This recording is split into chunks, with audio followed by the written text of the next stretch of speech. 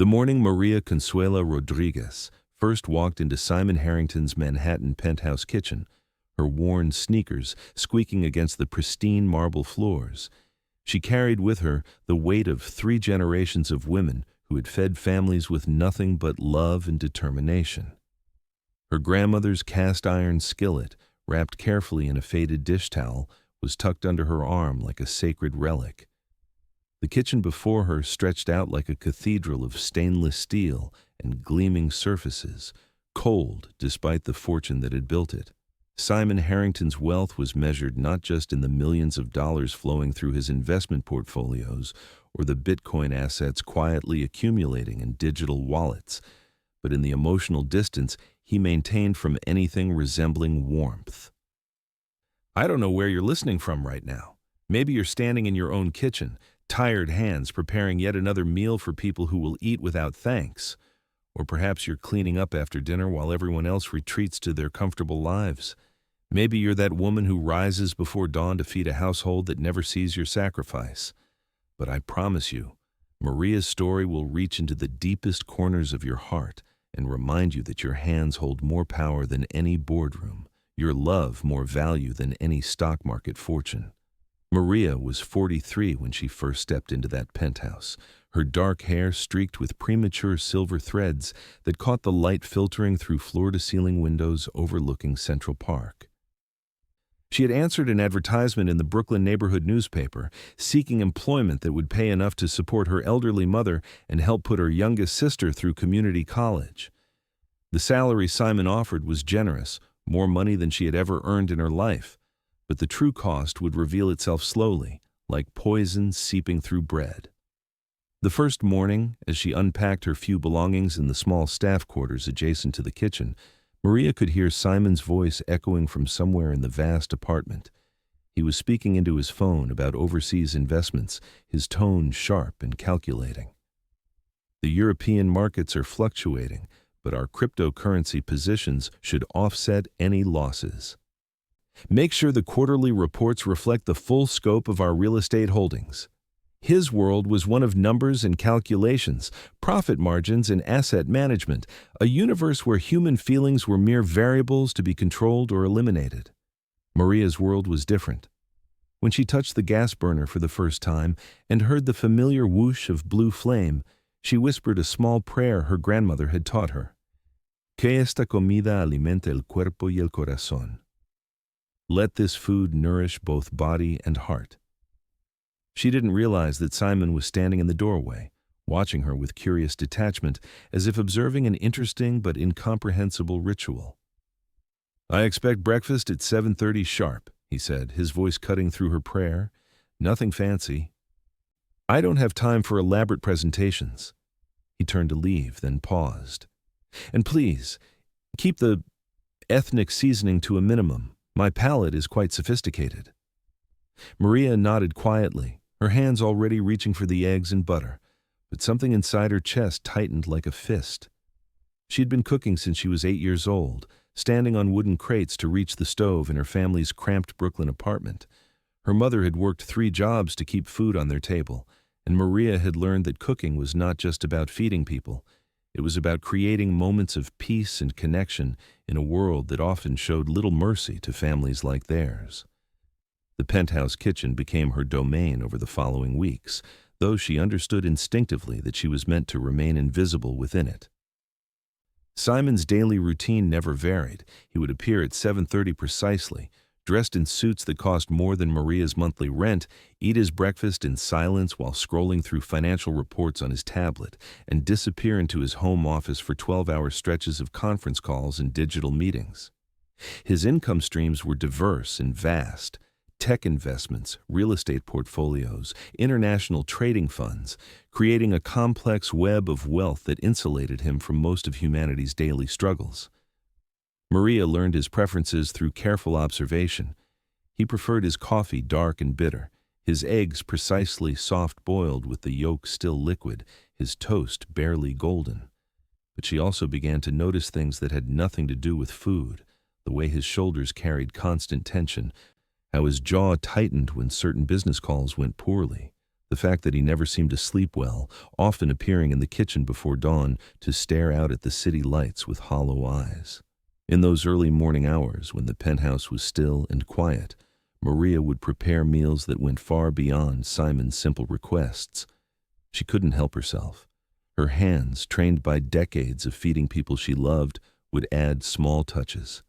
A hint of cinnamon to his oatmeal, fresh herbs grown on the kitchen windowsill, bread that she made from scratch even though he never asked for it.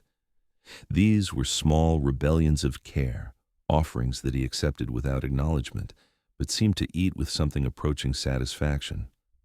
The loneliness of the penthouse was palpable. Simon hosted occasional business dinners, bringing in catering teams for the formal events, but Maria noticed that he never seemed to enjoy these gatherings. He would sit at the head of his long dining table, surrounded by colleagues discussing market trends and profit forecasts, his expression distant and mechanically polite.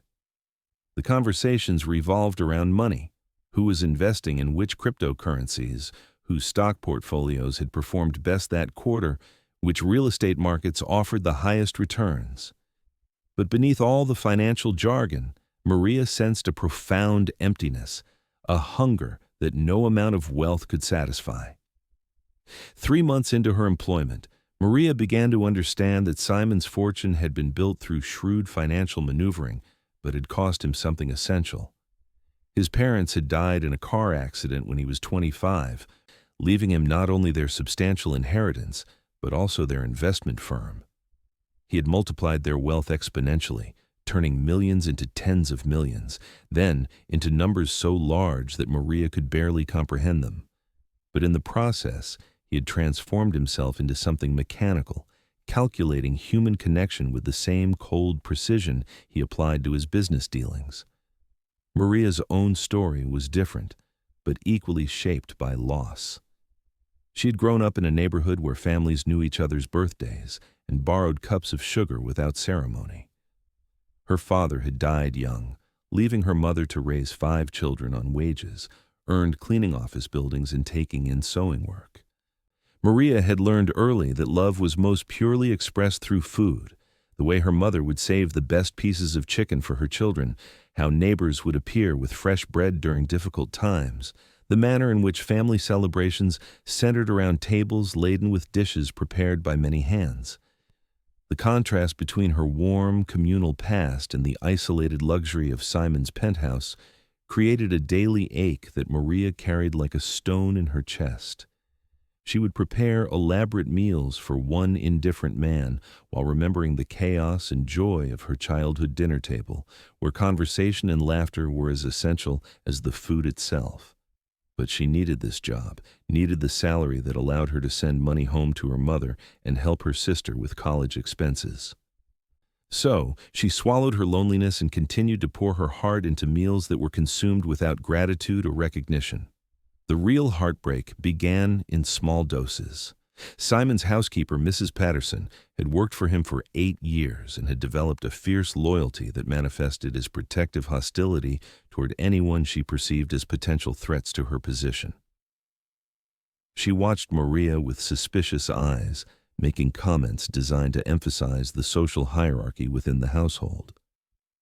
"Mr. Harrington prefers his meals simple," Mrs. Patterson would say, observing Maria as she prepared more complex dishes. "He's not accustomed to heavy ethnic flavors. His palate is quite refined, you understand. He's traveled extensively, eaten at the finest restaurants in Europe." The implication was clear. Maria's background, her heritage, her natural cooking instincts were somehow inferior, inappropriate for someone of Simon's elevated status and sophisticated wealth. These small cuts accumulated like paper wounds, each one seemingly minor, but collectively creating a persistent pain that colored Maria's days. She began to second-guess her instincts, to suppress the creativity that had always made her cooking exceptional. Instead of the vibrant, flavorful dishes that came naturally to her, she prepared bland, technically correct meals that satisfied Simon's stated preferences, but left her feeling hollow and disconnected from her own gifts. The isolation was perhaps harder to bear than the subtle condescension. Maria's days began before dawn and ended long after Simon had retired to his bedroom, which was located in a different wing of the penthouse entirely. She had no one to talk to except Mrs. Patterson, whose conversation consisted primarily of instructions and criticisms. The vast apartment, despite its opulent furnishings and priceless artwork, felt like a beautiful prison where Maria's voice grew smaller and smaller until she began to wonder if she was disappearing entirely. Yet, even in this sterile environment, Maria's essential nature couldn't be completely suppressed. When Simon was away on business trips, which happened frequently as his investment portfolio required constant attention and international travel, Maria would allow herself small freedoms. She would cook the foods that called to her heart, rich, aromatic stews that filled the kitchen with the scents of cumin and garlic, fresh bread that she would knead by hand while humming songs her grandmother had taught her, desserts that celebrated sweetness as joy rather than mere indulgence. During one such period, when Simon was in Tokyo managing a complex merger that would add several $1,000,000 to his already vast fortune, Maria spent an afternoon making tamales from scratch. It was laborious work that required hours of preparation, but the rhythm of spreading masa on corn husks and folding in spiced meat filling connected her to memories of childhood holidays when her entire extended family would gather for communal cooking sessions that lasted all day. She was so absorbed in this meditation of memory and movement that she didn't hear Simon's key in the front door. He had returned a day early from his trip, tired and irritable from delays and complications in the business negotiations. The first thing that hit him as he entered the penthouse was the aroma, rich, complex, utterly different from anything that had emerged from his kitchen in months. He found Maria in the kitchen, her hands covered in masa, dozens of perfectly formed tamales arranged on steaming racks. She looked up at him with startled guilt, as if she had been caught stealing rather than creating something beautiful and nourishing. "I'm sorry," she began, immediately reaching for a towel to clean her hands. "I didn't expect you back until tomorrow. I can prepare your usual dinner." But Simon was staring at the tamales with something approaching wonder. The kitchen, which had always felt sterile despite its expensive equipment, seemed suddenly alive and warm. The aromas were triggering memories he had thought were long buried, visits to his grandmother's house when he was very young, before his parents' wealth had separated them from more humble relatives, before money had become the primary measure of all relationships. "What are those?" he asked quietly. Maria hesitated, uncertain whether he was asking out of curiosity or preparing to reprimand her for overstepping her boundaries. "Tamales," she said. "It's a traditional dish from my family. I thought since you were away," she trailed off, realizing how inadequate her explanation sounded. Simon surprised both of them by asking, "May I try one?" The question hung in the air between them, loaded with implications neither fully understood. Maria nodded wordlessly. Selecting one of the smaller tamales and carefully unwrapping the corn husk to reveal the tender masa and savory filling inside. She placed it on one of his expensive china plates and handed it to him with the same reverence she might have shown a communion wafer. Simon took a bite, and something shifted in his expression, a softening around his eyes, a slight relaxation in his perpetually tense jawline. The flavors were complex and deeply satisfying in a way that had nothing to do with sophisticated technique, and everything to do with love made manifest through careful attention and traditional wisdom passed down through generations. He began, then stopped, lacking words for what he was experiencing. In his world of calculated investments and strategic financial planning, everything could be quantified and explained.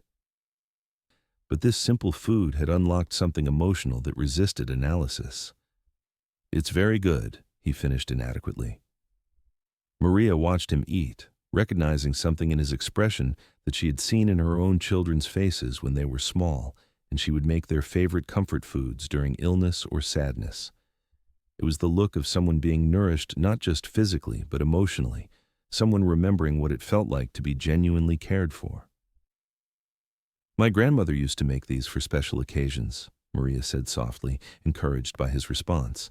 She said that food made with love carries prayers inside it. Every bite is a blessing. Simon finished the tamale in contemplative silence, then surprised her again by asking, "Would you teach me how to make them?"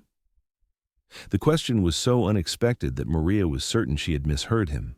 Men like Simon Harrington, with their vast fortunes and complex investment portfolios, didn't learn to cook. They hired people, bought what they needed, approached everything through financial transactions rather than personal involvement. But he was looking at her with genuine interest, waiting for her response. If you would like to learn," Maria said carefully, "I would be honored to teach you." They spent the next 2 hours together in the kitchen, Simon's expensive suit sleeves rolled up as he attempted to spread maza on corn husks with Maria's patient guidance. His hands, accustomed to signing multi-million-dollar contracts and manipulating digital financial instruments, struggled with the simple tactile work. But for the first time since Maria had known him, he seemed fully present, focused on something immediate and physical rather than abstract and distant. As they worked, Simon began to talk, tentatively at first, then with growing openness. He spoke about his childhood, about memories of his grandmother's house that he had almost forgotten. He mentioned how his wealth had grown exponentially over the years, how his investment strategies had made him richer than he had ever imagined possible, but how success had come to feel increasingly hollow and disconnected from any sense of genuine satisfaction. "Sometimes I look at all these numbers on my financial statements," he said, carefully folding a husk around, filling that was probably too generous, "and I wonder what it's all for. I have more money than I could spend in 3 lifetimes. I own properties I've never even visited. My cryptocurrency investments alone could fund a small country. But when I come home to this place..." He gestured around the pristine kitchen, the expensive appliances that were rarely used for anything more complex than reheating takeout. "It feels empty." Maria understood that this confession represented a breach in the carefully maintained walls of their employer-employee relationship. She also understood that responding inappropriately could cost her the job she desperately needed.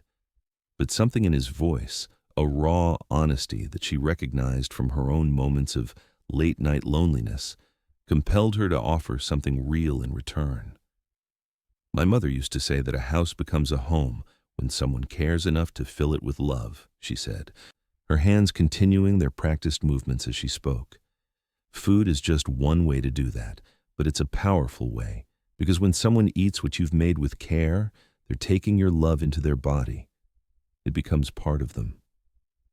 Simon was quiet for a long moment, concentrating on his clumsy attempts at tamale construction.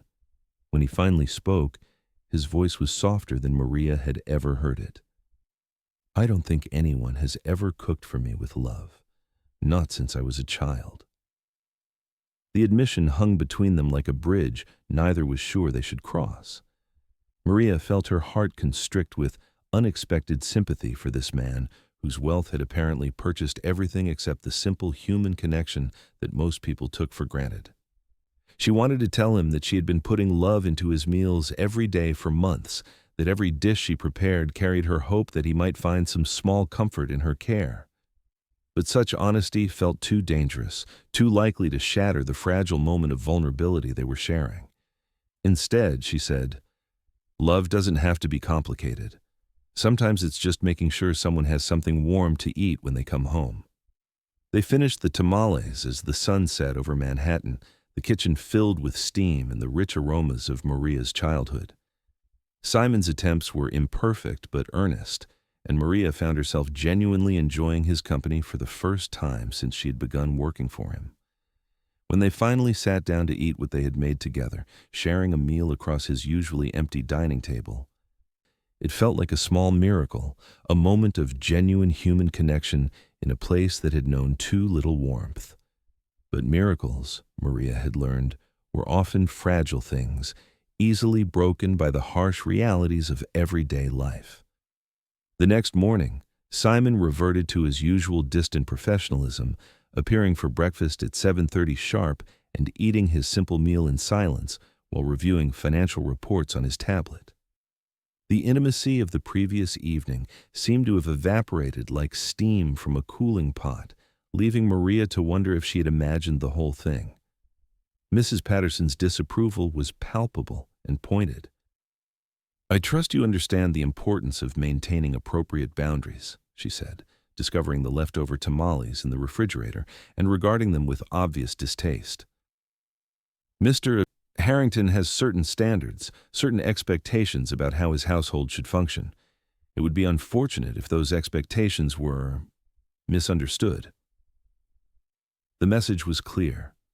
Maria had overstepped, had forgotten her place in the carefully ordered hierarchy of Simon's world. She should return to her role as invisible food preparation, should suppress any instincts toward creativity or personal connection. The tamales disappeared from the refrigerator, presumably discarded, taking with them the brief hope that something fundamental might have changed between her and Simon.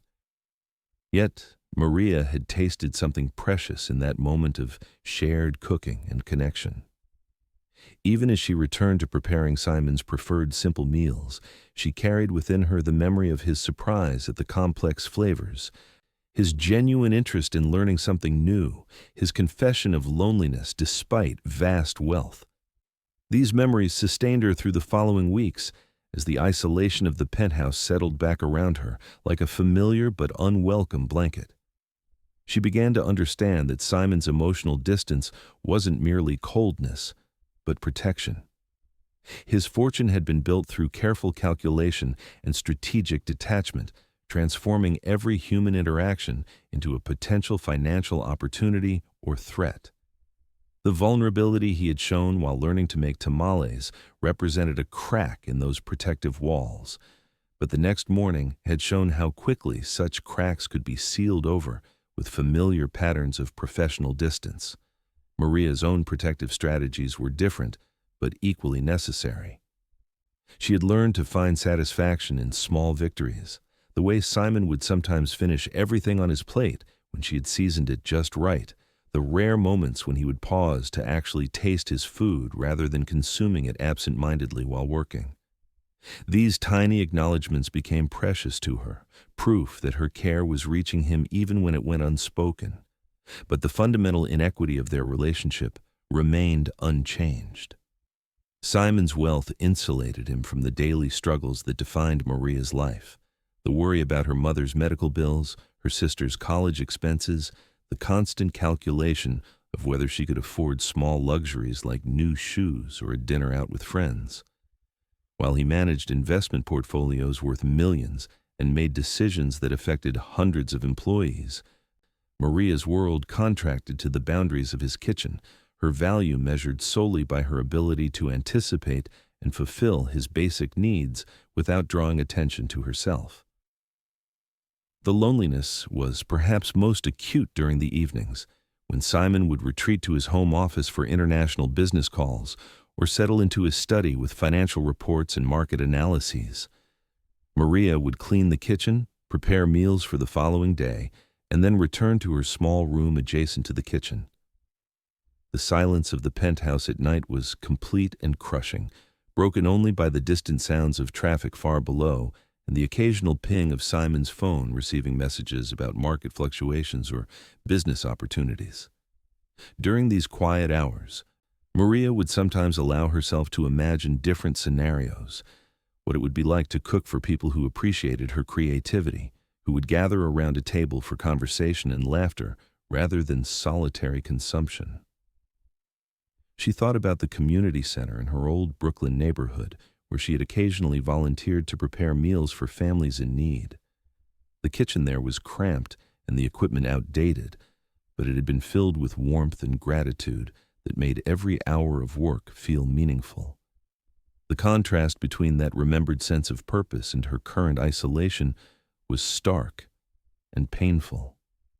In Brooklyn, her cooking had been an expression of community service, a way of caring for neighbors who faced the same challenges she understood intimately.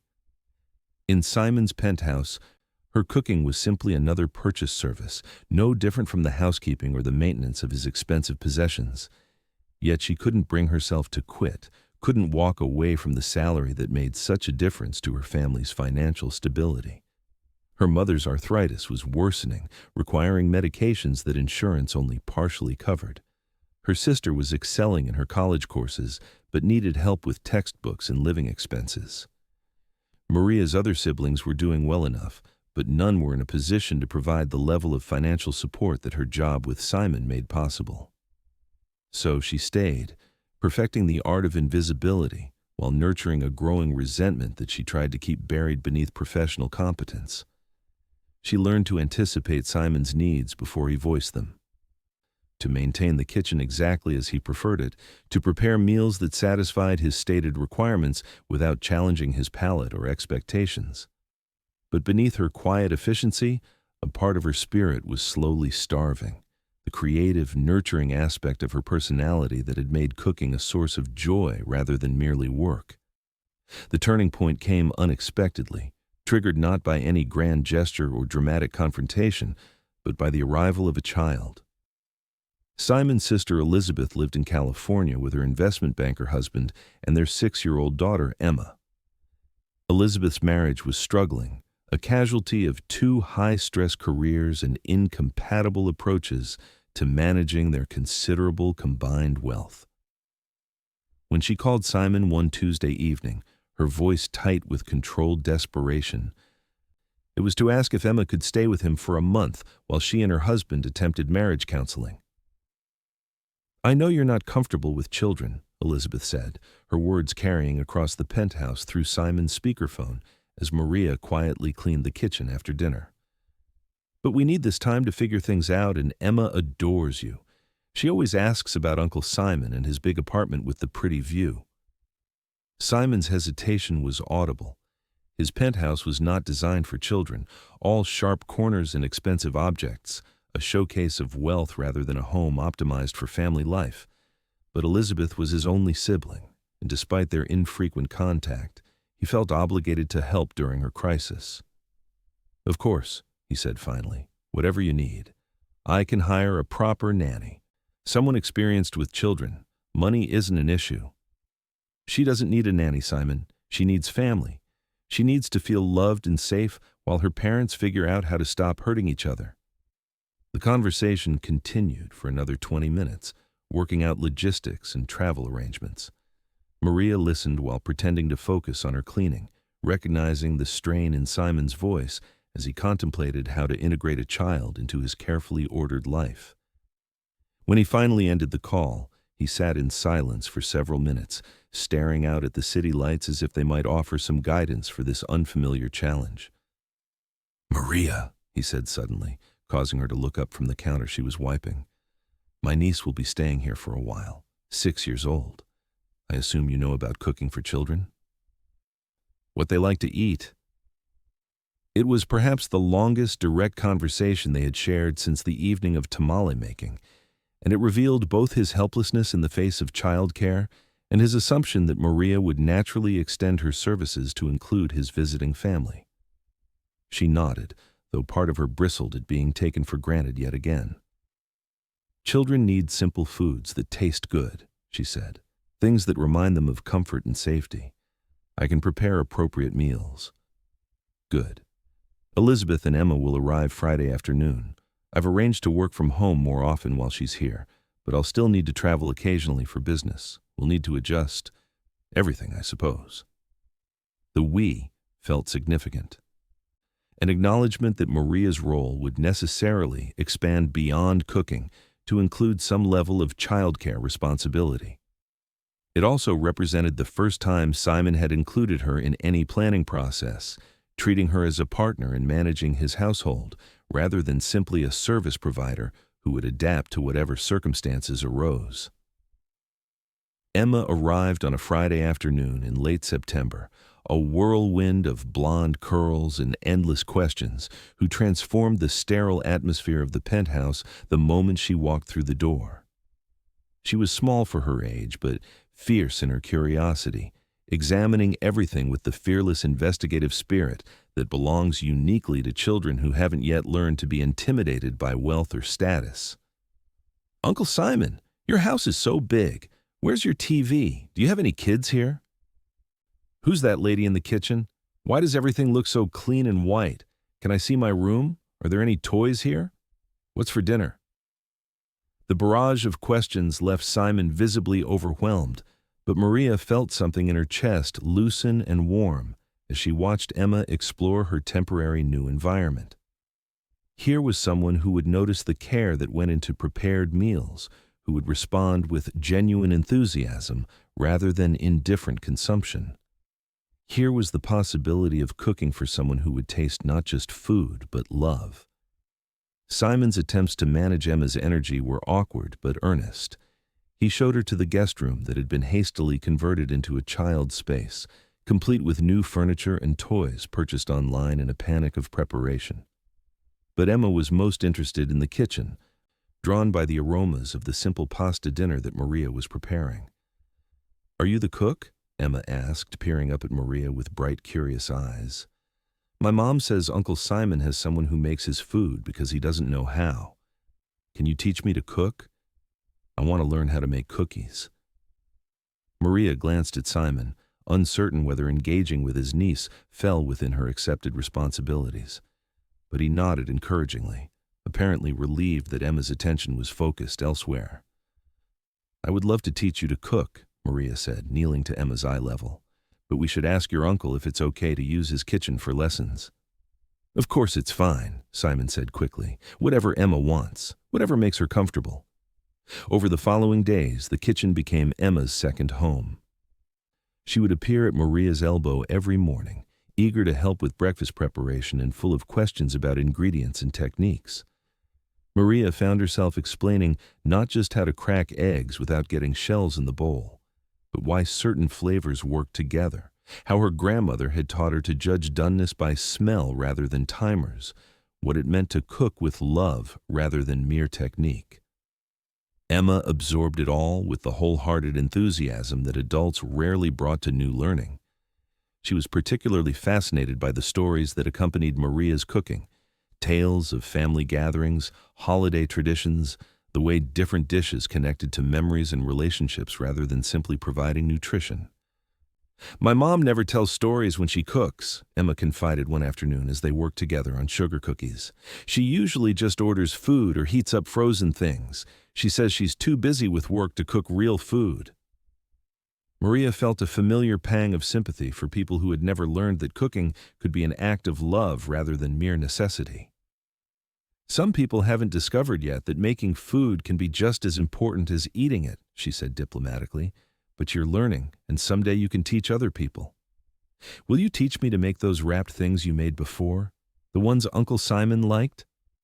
Maria was surprised that Emma knew about the tamales. "You saw those?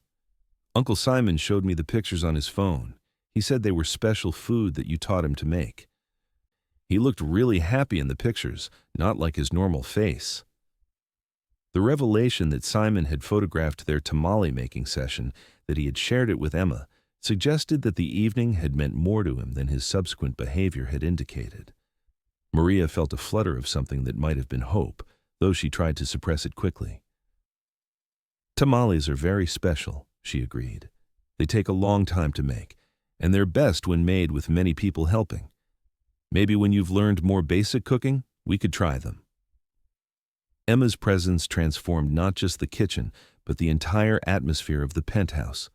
Her laughter echoed through rooms that had known only serious adult conversation. Her questions and observations drew responses from Simon that revealed glimpses of warmth and humor that Maria had never suspected he possessed. Most remarkably, Emma seemed completely unimpressed by the wealth surrounding her, treating the expensive furnishings and artwork as interesting but not particularly important, focusing instead on the people and relationships that made up her temporary new world. Simon's business schedule, previously rigid and uncompromising, began to bend around Emma's needs. He would emerge from his office more frequently, drawn by the sounds of cooking lessons or Emma's delighted laughter. For the first time, The penthouse had regular family meals where conversation took precedence over efficiency, where the dining table became a gathering place rather than simply another workspace. Maria watched these changes with growing amazement and not a little heartbreak. This was what the cold, perfect penthouse could become with the presence of someone who needed and appreciated care. Emma's arrival had revealed the potential for warmth and connection that had always existed, but had been suppressed by Simon's emotional armor and his assumption that wealth could substitute for genuine human relationship. But Maria also recognized that her own role remained fundamentally unchanged. She was still the service provider, still invisible except when her skills were needed. Emma's affection for her was genuine but temporary. The child would eventually return to California, to her real life and family. Simon's moments of warmth were still rare and quickly covered over by his habitual professional distance. The most painful aspect was seeing how naturally Simon responded to Emma's straightforward affection, how easily he could express care when it was safe and temporary. With Emma, he could be playful, generous with both attention and physical affection. Their relationship highlighted by contrast how carefully he maintained emotional distance from everyone else, including Maria, whose daily care for him went unacknowledged and unreciprocated. Yet, Emma's presence also created opportunities for connection that hadn't existed before. Cooking lessons became informal family time, with Simon occasionally joining them in the kitchen after work. These moments were precious to Maria, glimpses of what true family life might look like, even if she remained peripheral to their actual relationship. One evening, as they worked together on a batch of chocolate chip cookies that Emma wanted to send to her parents, Simon surprised both of them by rolling up his sleeves and joining their production line. His technique was still clumsy, but his willingness to participate felt like a small miracle. "Uncle Simon, you're making the cookies too big," Emma observed critically. "Maria showed me the right size."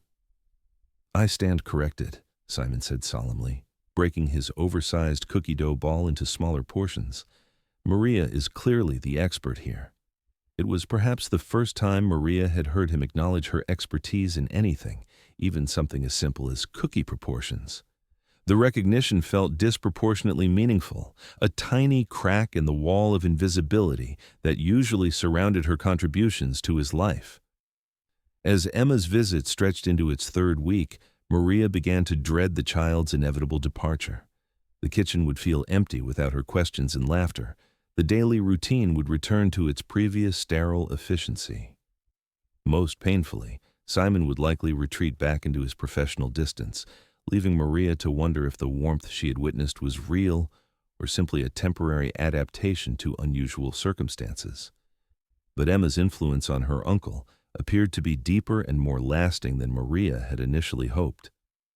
Simon began asking questions about Maria's family, expressing interest in her sister's studies and her mother's health that seemed genuine rather than merely polite. He also began to notice details about the meals Maria prepared, commenting on flavors and preparation techniques with an attention that suggested he was actually tasting rather than simply consuming his food. "This soup is exceptional," he said one evening, looking up from his bowl with something approaching wonder. "What makes it taste so complete?" Maria felt a familiar flutter of pride mixed with cautious hope. "It's a recipe from my grandmother. She used to say that the secret ingredient was time, letting all the flavors marry together slowly, not rushing the process." "Time," Simon repeated thoughtfully. "That makes sense. Most things worth having require time, don't they?" The comment felt loaded with implications beyond soup preparation, but Maria didn't dare assume too much about his meaning. Still, she allowed herself to hope that something fundamental was shifting in their relationship, that Emma's presence was revealing possibilities that had always existed, but had been buried beneath layers of professional formality and social hierarchy. The transformation felt fragile, precious, and terrifyingly temporary. Maria knew that once Emma returned to California, the old patterns would likely reassert themselves. But for now, In the warm glow of the kitchen, with the child's laughter filling the air and Simon's genuine appreciation for her cooking, she allowed herself to believe that love expressed through food might finally be recognized and valued. The end of Emma's visit approached like a storm on the horizon, inevitable but still shocking in its arrival. Elizabeth called to arrange her daughter's return flight, reporting that marriage counseling was progressing well and that she and her husband were ready to rebuild their family life. Emma received the news with mixed emotions, excited to reunite with her parents, but reluctant to leave the warm cocoon of love and attention she had discovered in her uncle's penthouse. "Can I stay a little longer?" she pleaded with Simon during their final weekend together. "I haven't finished learning all of Maria's recipes yet." Simon's expression, as he considered her request, revealed the depth of his own attachment to their temporary family arrangement. For a month, he had experienced domestic life built around care and connection rather than financial management and professional achievement. The change had clearly been good for him. Maria could see it in the way his shoulders carried less tension, how his smiles came more easily, the genuine warmth in his voice when he spoke to Emma. "Your parents miss you very much," he said gently. "And you miss them too, don't you? This was just a visit, sweetheart. A special time for us to get to know each other better." Emma nodded solemnly, but her next words cut straight to the heart of Maria's own fears about the future. "But what about Maria? Who's going to keep her company when I'm gone? Who's going to help her cook?" The innocent question hung in the air, highlighting the reality that Maria's isolation would return once Emma departed. Simon glanced at Maria across the kitchen, something unreadable in his expression, but he didn't offer any reassurance about continued connection or family-like warmth. "Maria has her job to do," he said finally, "and I have mine. We'll manage just fine." The words felt like a door closing, a return to professional distance that negated the intimacy and connection of the past month. Maria turned back to the apple pie she was preparing for Emma's farewell dinner, swallowing her disappointment and reminding herself that she had known this temporary warmth would end. Emma's departure the following Tuesday was emotionally wrenching for all three of them. The child clung to both Simon and Maria, making them promise to visit California soon and to send pictures of any new cooking projects. Simon's goodbye was tender and genuine, but Maria's felt more complex, weighted with gratitude and affection, but also with the unspoken recognition that their special relationship would likely remain only a memory once Emma returned to her regular life. As the taxi carrying Emma to the airport disappeared from view, the penthouse settled back into its familiar, quiet efficiency. Simon retreated to his office for a lengthy international business call. Maria cleaned the kitchen with mechanical precision, trying not to notice how empty it felt without Emma's chatter and questions. The return to their previous routine was swift and complete. Simon appeared for breakfast at 7:30 sharp the next morning, eating his simple meal in silence while reviewing financial reports. There was no reference to the warmth and connection of the previous month, no acknowledgement that anything had changed between them. Maria prepared his food and maintained his household with the same invisible efficiency she had mastered before Emma's arrival. But now the isolation felt sharper and more painful by contrast. Mrs. Patterson's approval of the return to proper professional boundaries was evident and pointed. "It's good to have the household back to normal," she commented, surveying the pristine kitchen with satisfaction. "Children can be so disruptive to established routines. I'm sure you're relieved to focus on your actual responsibilities again." Maria nodded without responding, but privately she grieved the loss of disruption, missed the chaos and joy that Emma had brought to their sterile environment. The child's visit had revealed what the penthouse could become with love and family connection, and had made painfully clear how much was missing from both her life and Simon's. Yet the experience had also planted seeds of change that would prove impossible to completely suppress. Simon's requests for meals began to include subtle variations that suggested he remembered and missed the more adventurous cooking that had emerged during Emma's visit. He would ask for "that soup you made with Emma," or mention that he had been thinking about the cookies they had baked together. These small requests felt like lifelines, proof that the connection they had shared was real and lasting even if it could no longer be openly acknowledged. Maria began to incorporate some of Emma's favorite dishes into Simon's regular meal rotation, preparing foods that carried memories of their temporary family time.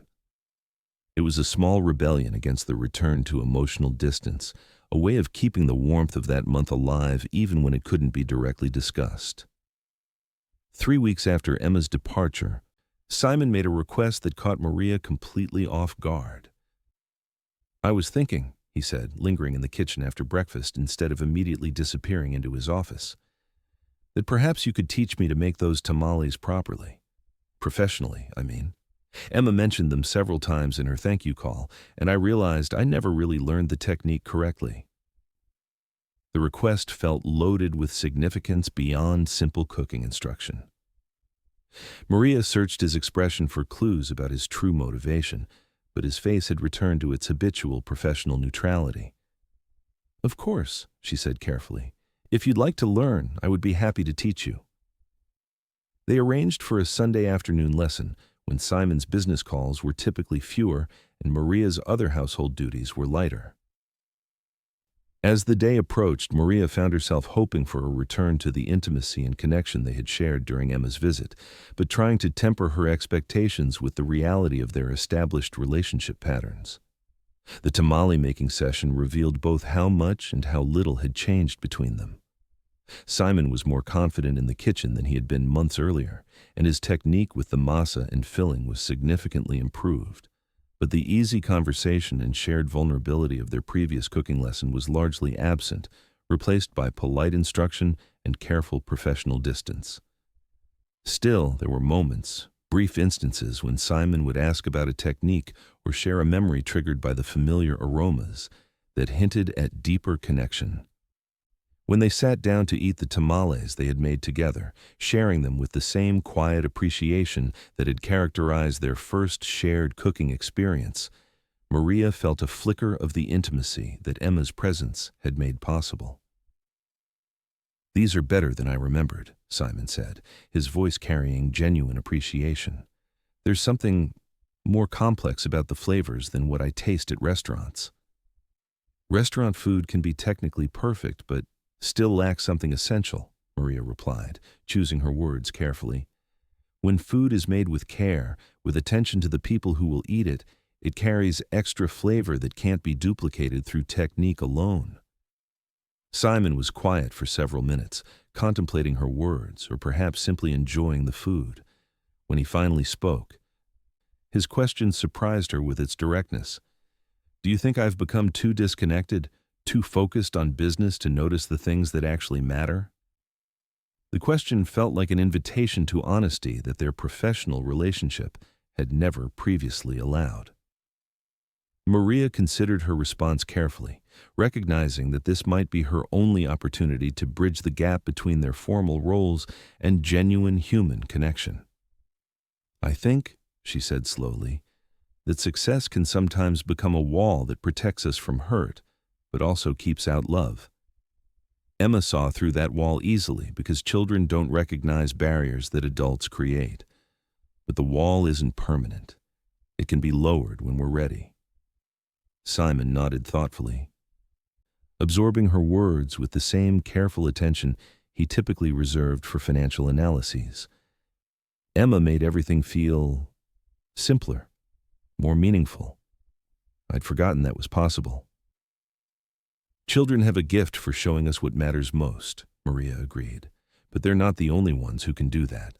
Love expressed in any form, through food, through service, through daily care, can remind us of what's important if we're willing to notice it." The conversation felt dangerous and precious, a step toward the kind of honest relationship that Maria had wanted, but had never dared to hope for. But even as they talked, she could sense Simon's discomfort with emotional vulnerability, his instinct to retreat back into the safety of professional distance. Sure enough, their next morning returned to the established routine of efficient meal service and minimal interaction. But something had shifted, even if neither of them was ready to acknowledge it directly.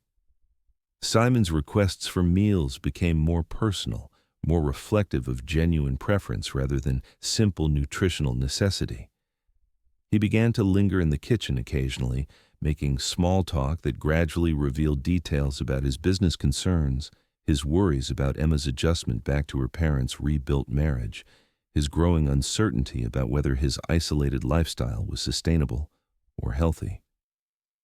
These conversations were brief and seemingly casual, but they represented a fundamental change in how Simon related to Maria.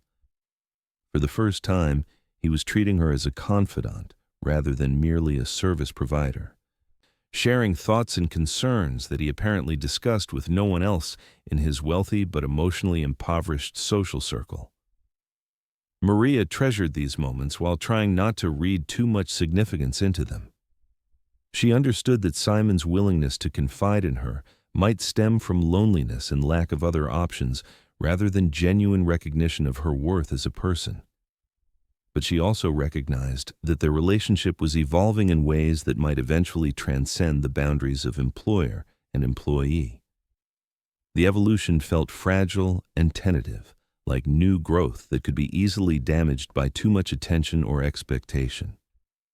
Maria learned to receive Simon's confidences with warmth but without demand, to offer insight and support without pushing for greater intimacy than he was ready to provide. It was a delicate balance that required all the patience and emotional intelligence she had developed through years of navigating difficult relationships and economic uncertainty. Winter settled over Manhattan, transforming the view from Simon's penthouse windows into a stark landscape of gray sky and bare trees. The holidays approached with their usual demands for elaborate entertaining and gift-giving rituals that felt increasingly hollow to both Simon and Maria. His social calendar filled with costly charity galas and business parties that required him to play the role of successful bachelor, surrounded by acquaintances who treated him with the calculated friendliness that wealth attracts rather than genuine affection. Maria observed these events from her position in the kitchen, preparing elaborate catering orders and watching Simon navigate conversations that revolved around investment strategies and luxury travel rather than meaningful personal connection. She could see the exhaustion in his posture by the end of these evenings, the way he would sink into a chair with relief once the last guest had departed and the hired service staff had finished cleaning up. "Do you ever wonder," he asked her one December evening, appearing in the kitchen after a particularly draining cocktail party, "what the point of all this is? All these people who want to be around my money but wouldn't cross the street to wish me well if I lost everything." Maria was putting away the last of the serving dishes, her hands moving with automatic efficiency while her mind processed the rare moment of vulnerability in his question. "I think," she said carefully, "that real friendship and love don't depend on money, but they do require time and attention that can be hard to give when life gets complicated." "I used to have real friends," Simon said, loosening his tie and settling onto one of the kitchen stools that Emma had favored during her visit. "Before the money became this much. When I was building the business instead of just managing wealth, people related to me differently then. What changed? I changed, I suppose. Success has a way of isolating you, especially when it comes as quickly as mine did. Every relationship starts to feel like it might be motivated by financial gain. Every conversation gets filtered through suspicion about ulterior motives. After a while, it becomes easier to just maintain distance." Maria understood the protective logic of emotional isolation, but she also saw the cost it had exacted from Simon's capacity for genuine human connection. "Distance protects you from being hurt," she agreed, "but it also prevents you from being truly known or loved." Simon was quiet for several minutes, staring out at the city lights that stretched endlessly beyond the windows. When he finally looked at her, his expression was thoughtful and surprisingly vulnerable. "Emma sees me clearly, doesn't she? Without all the complications that money creates. And I think you do too. You've been here for over a year now, and you've never asked me for anything beyond what we agreed to. You've never tried to use our professional relationship for personal gain." The observation felt like recognition of something Maria had hardly dared to hope he would notice. "I don't work for your money," she said quietly. "I mean, of course I need the salary. My family depends on it. But when I cook for you, when I take care of the things that make your life more comfortable, I do that because I believe everyone deserves to be cared for, regardless of how much money they have. Even when I've been difficult, distant, when I've taken your work for granted." Maria felt a stirring of hope that this conversation might represent true understanding rather than temporary vulnerability. "Especially then," she said. "People who are hardest to love usually need it most." Simon studied her face with an intensity that made her suddenly self-conscious. "I don't know how to be different," he said finally. "I've been living this way for so long that I'm not sure I remember how to connect with people normally." "Maybe start small," Maria suggested. "Notice the good things that people do for you. Say thank you when it matters. Share something real about yourself instead of just talking about business." "Like this conversation?" "Like this conversation." They sat together in comfortable silence, the kitchen warm and fragrant around them despite the winter cold outside. For the first time since Emma's departure, Maria felt the familiar stirring of hope that their relationship might evolve beyond its current professional boundaries. Not into romance, she was realistic about the social and economic barriers that made such a possibility unlikely, but into genuine friendship and mutual respect. The hope sustained her through the holiday season, which brought its own challenges and revelations. Simon's sister Elizabeth called frequently to arrange Emma's Christmas visit, and Maria found herself looking forward to the child's return with anticipation that bordered on desperate need. Her own family would be gathering for their traditional Christmas Eve celebration, but Maria would miss it, as she had missed most family events since beginning work for Simon. The sacrifice had become routine, but this year it felt particularly acute, a reminder of the social connections she had given up in service to his needs and her family's financial security. Christmas Eve found Maria alone in the penthouse kitchen, preparing the elaborate dinner that Simon had requested for his planned quiet evening at home. He had declined all holiday party invitations, choosing instead to spend the evening reviewing financial reports and preparing for year-end business meetings. The isolation felt especially poignant on a night traditionally devoted to family gathering and celebration. But as Maria was putting the finishing touches on Simon's meal, she heard unexpected sounds from the front hallway, voices and laughter that could only mean one thing. Emma had arrived early, accompanied by both parents who had decided to surprise Simon with a visit during their brief East Coast business trip. The transformation in the penthouse's atmosphere was immediate and dramatic. Emma burst into the kitchen with her familiar enthusiasm, throwing her arms around Maria's waist and chattering excitedly about the flight and her presence and how much she had missed their cooking lessons. Elizabeth and her husband Michael were warm and gracious, expressing genuine gratitude for Simon's support during their marital difficulties and obvious appreciation for the care Maria had provided during Emma's previous visit. "Emma talks about you constantly," Elizabeth told Maria while they worked together to expand the dinner preparations for the larger group. "Maria's cookies, Maria's stories, Maria's soup recipes. You made such an impression on her. I hope you know how much that meant to our family during a very difficult time." The recognition felt like water to someone dying of thirst. Maria had grown so accustomed to her contributions, going unacknowledged, that direct appreciation almost overwhelmed her emotional defenses. But more significant was watching Simon interact with his family, seeing him relax into genuine warmth and affection, observing the easy intimacy that was possible when he allowed himself to be vulnerable. Dinner that evening was a revelation. The dining table, usually a stark and lonely expanse, became a warm gathering place filled with conversation and laughter. Emma insisted on helping serve the food, proudly explaining to her parents how she had learned various techniques from Maria. Michael and Elizabeth peppered Maria with questions about her cooking background and family traditions, treating her as an honored contributor to the evening rather than invisible domestic help. Most remarkably, Simon seemed to see Maria differently through his family's eyes.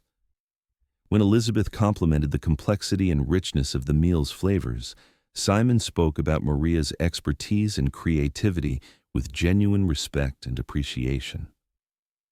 When Emma launched into an enthusiastic description of their tamale-making sessions, he shared details about his own learning process with evident pride in their collaborative achievements.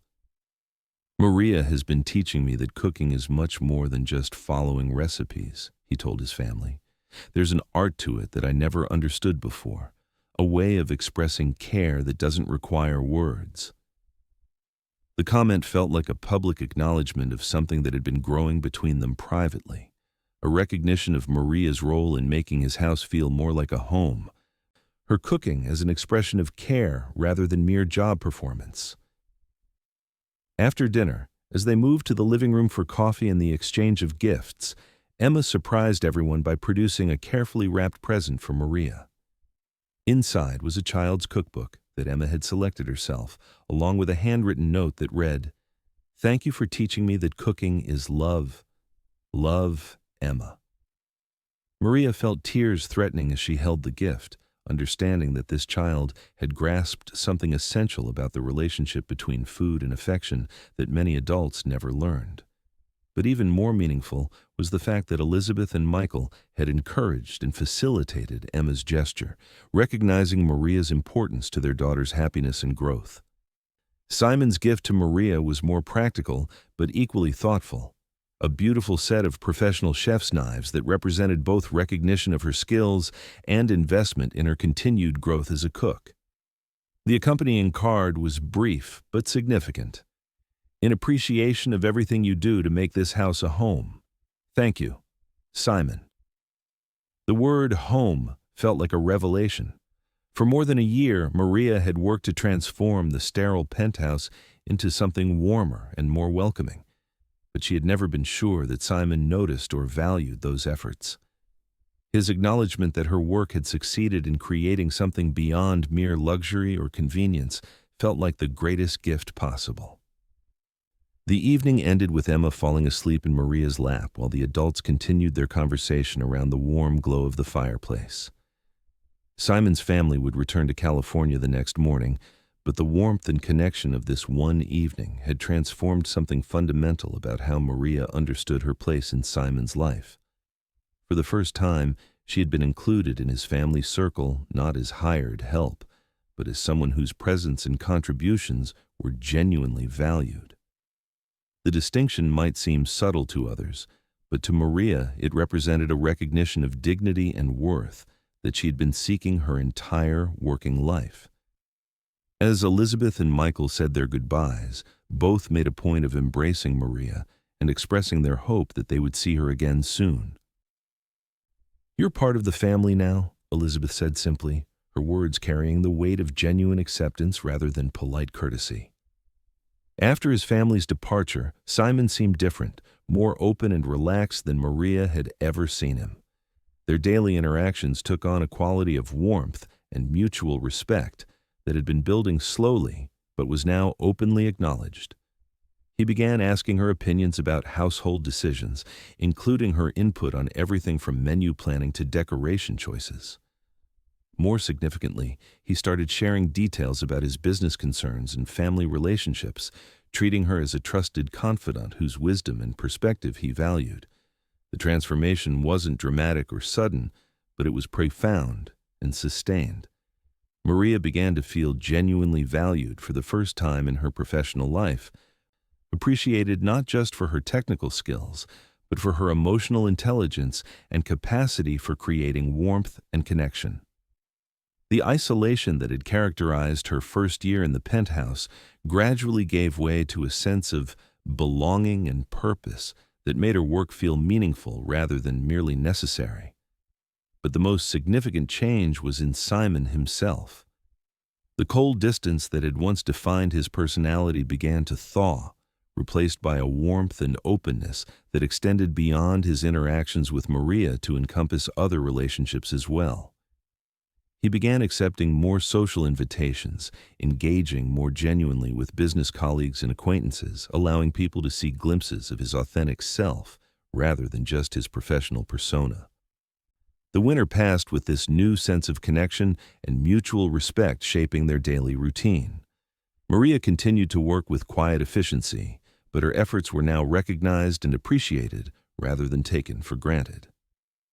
Simon continued to build his business empire and manage his vast financial holdings, but these activities no longer consumed his entire emotional energy or defined his sense of self-worth. Spring arrived early that year, bringing with it a sense of possibility and renewal that seemed to infuse everything with hope. The penthouse garden that had been sterile and decorative began to bloom under Maria's careful attention, providing fresh herbs and vegetables that added new dimensions to her cooking. Simon began spending time outdoors on his terraces, working alongside Maria as she tended the growing plants, their conversations flowing easily between practical gardening suggestions and deeper discussions about life, family, and the intersection of work and meaning. But even as their relationship continued to deepen and evolve, both Maria and Simon understood that they existed within social and economic structures that placed limits on how far their connection could develop. She remained his employee, dependent on his continued satisfaction for her job security and her family's financial stability. He remained a millionaire businessman whose social circle and professional obligations existed in a world where domestic staff, however valued, occupied clearly defined supporting roles. These limitations created an underlying tension that neither addressed directly, but both felt acutely. Maria's growing affection and respect for Simon was tempered by her awareness that their relationship existed within boundaries that could shift or disappear entirely at his discretion. Simon's appreciation for Maria's contributions was complicated by his understanding that expressing too much dependence or intimacy might create uncomfortable expectations or blur lines that society insisted should remain clear. The delicate balance they had achieved felt precious but fragile, like something beautiful that required constant, careful attention to preserve. And as spring bloomed into early summer, events would test that balance in ways that neither of them anticipated, challenging both their individual growth and the connection they had worked so carefully to build. The crisis began with a phone call on a Tuesday morning in June, just as Maria was finishing Simon's breakfast preparation and he was reviewing overnight market reports from Asian exchanges. The call was from Elizabeth, and even through the speakerphone, her distress was immediately apparent. "Simon, I need your help. Michael's firm is being investigated for securities fraud. We don't know yet what the charges will be, but our assets have been frozen and our accounts are under federal review. We need somewhere safe for Emma while we deal with the legal situation, somewhere the press and investigators won't look." The implications were immediately clear to everyone involved. Simon's wealth and prominence made him a potential target for investigation himself, especially if his connection to Michael's alleged financial crimes became public knowledge. Harboring his sister's family during a federal investigation could jeopardize his own business operations and financial holdings. The prudent course would be to maintain distance, to protect his own interests while offering whatever financial or legal support he could provide from afar. But Emma was 6 years old, frightened and confused by the sudden chaos that had invaded her previously stable life, and Simon had experienced firsthand how profoundly her presence could transform his cold penthouse into something approaching a true home. "Of course," he said without hesitation, "bring her here immediately. She can stay as long as necessary." "Simon, I need you to understand what this could mean for you. The investigation is serious, and association with our family could raise questions about your own business practices. I don't want to put you at risk." "Elizabeth." His voice was firm and warm, carrying none of the calculated caution that typically characterized his business decisions. "Emma is family. Whatever risks come with that, we'll manage them together. Bring her home."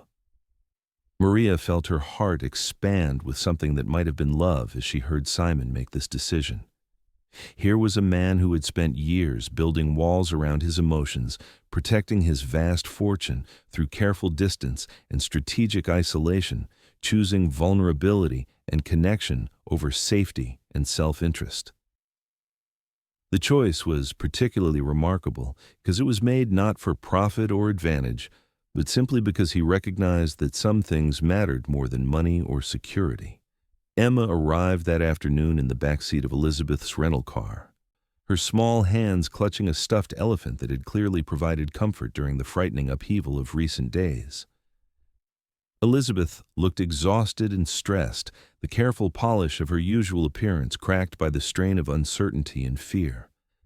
Michael had stayed in California to meet with lawyers and federal investigators, leaving his family to navigate the crisis without his support. The reunion between Emma and Maria was immediate and fierce, the child throwing herself into Maria's arms with the desperation of someone who had been afraid she might never see this source of love and security again. "I told Mama we had to come back to Uncle Simon's," Emma said, her voice muffled against Maria's shoulder. "I told her you would take care of us." Elizabeth stayed only long enough to ensure Emma was settled and to give Simon updates on the legal situation. The charges against Michael were serious, allegations of insider trading and securities manipulation that could result in significant prison time if proven. The federal investigation was comprehensive and aggressive, targeting not just Michael, but his business associates and family members.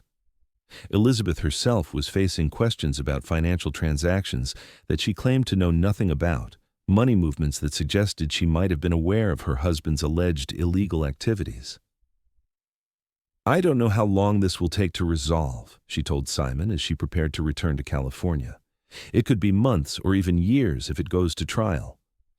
I can't ask you to disrupt your life indefinitely for our problems."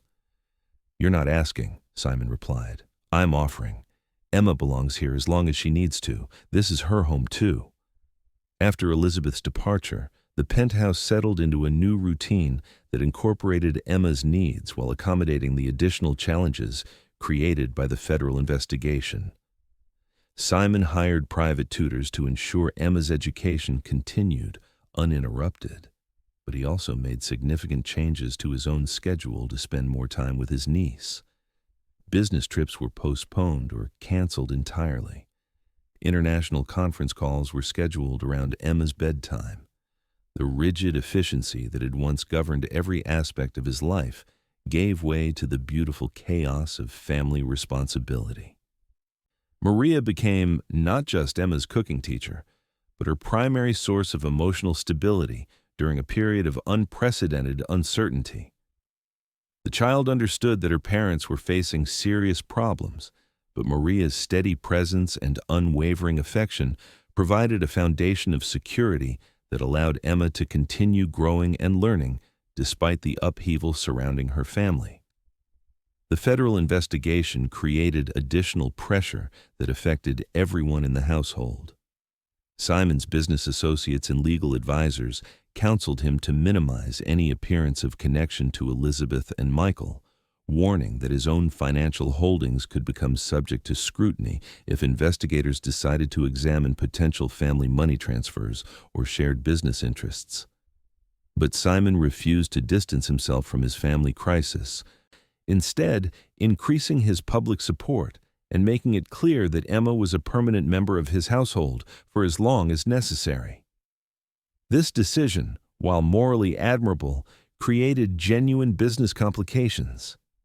Simon's investment portfolio included holdings that required regular federal regulatory approval, licensing agreements that could be jeopardized by association with suspected financial crimes.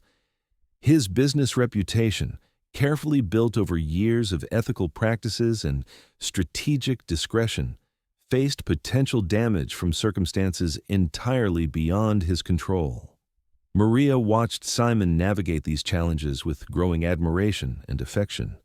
She saw the toll that stress and uncertainty were taking on him, the late nights spent on phone calls with lawyers and business advisors, the careful monitoring of news reports about Michael's case, the constant calculation of risks and potential outcomes.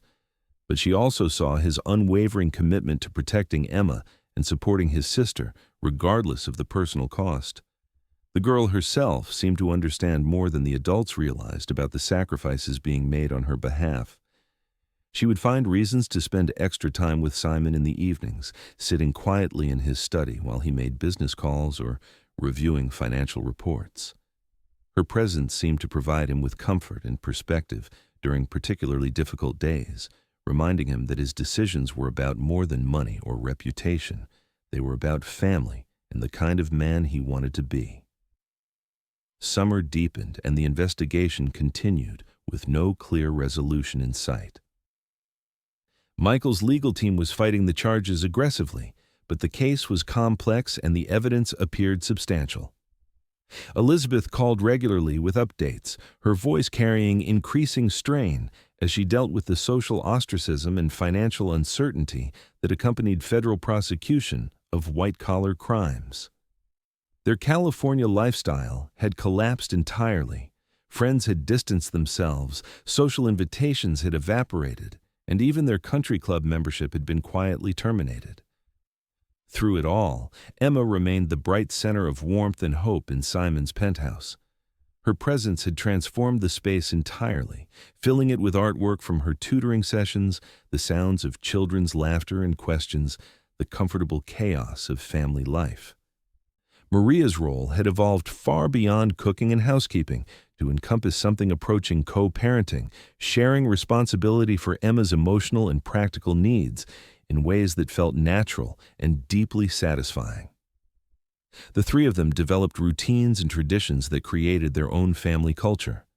Sunday morning cooking lessons became elaborate affairs where all three would collaborate on elaborate brunches, followed by kitchen dance parties. Evening story times in Emma's bedroom often included Simon, who discovered a talent for dramatic readings that made even familiar children's books feel like theatrical performances. Weekend trips to Central Park or museums became adventures shared by the unlikely family unit they had become.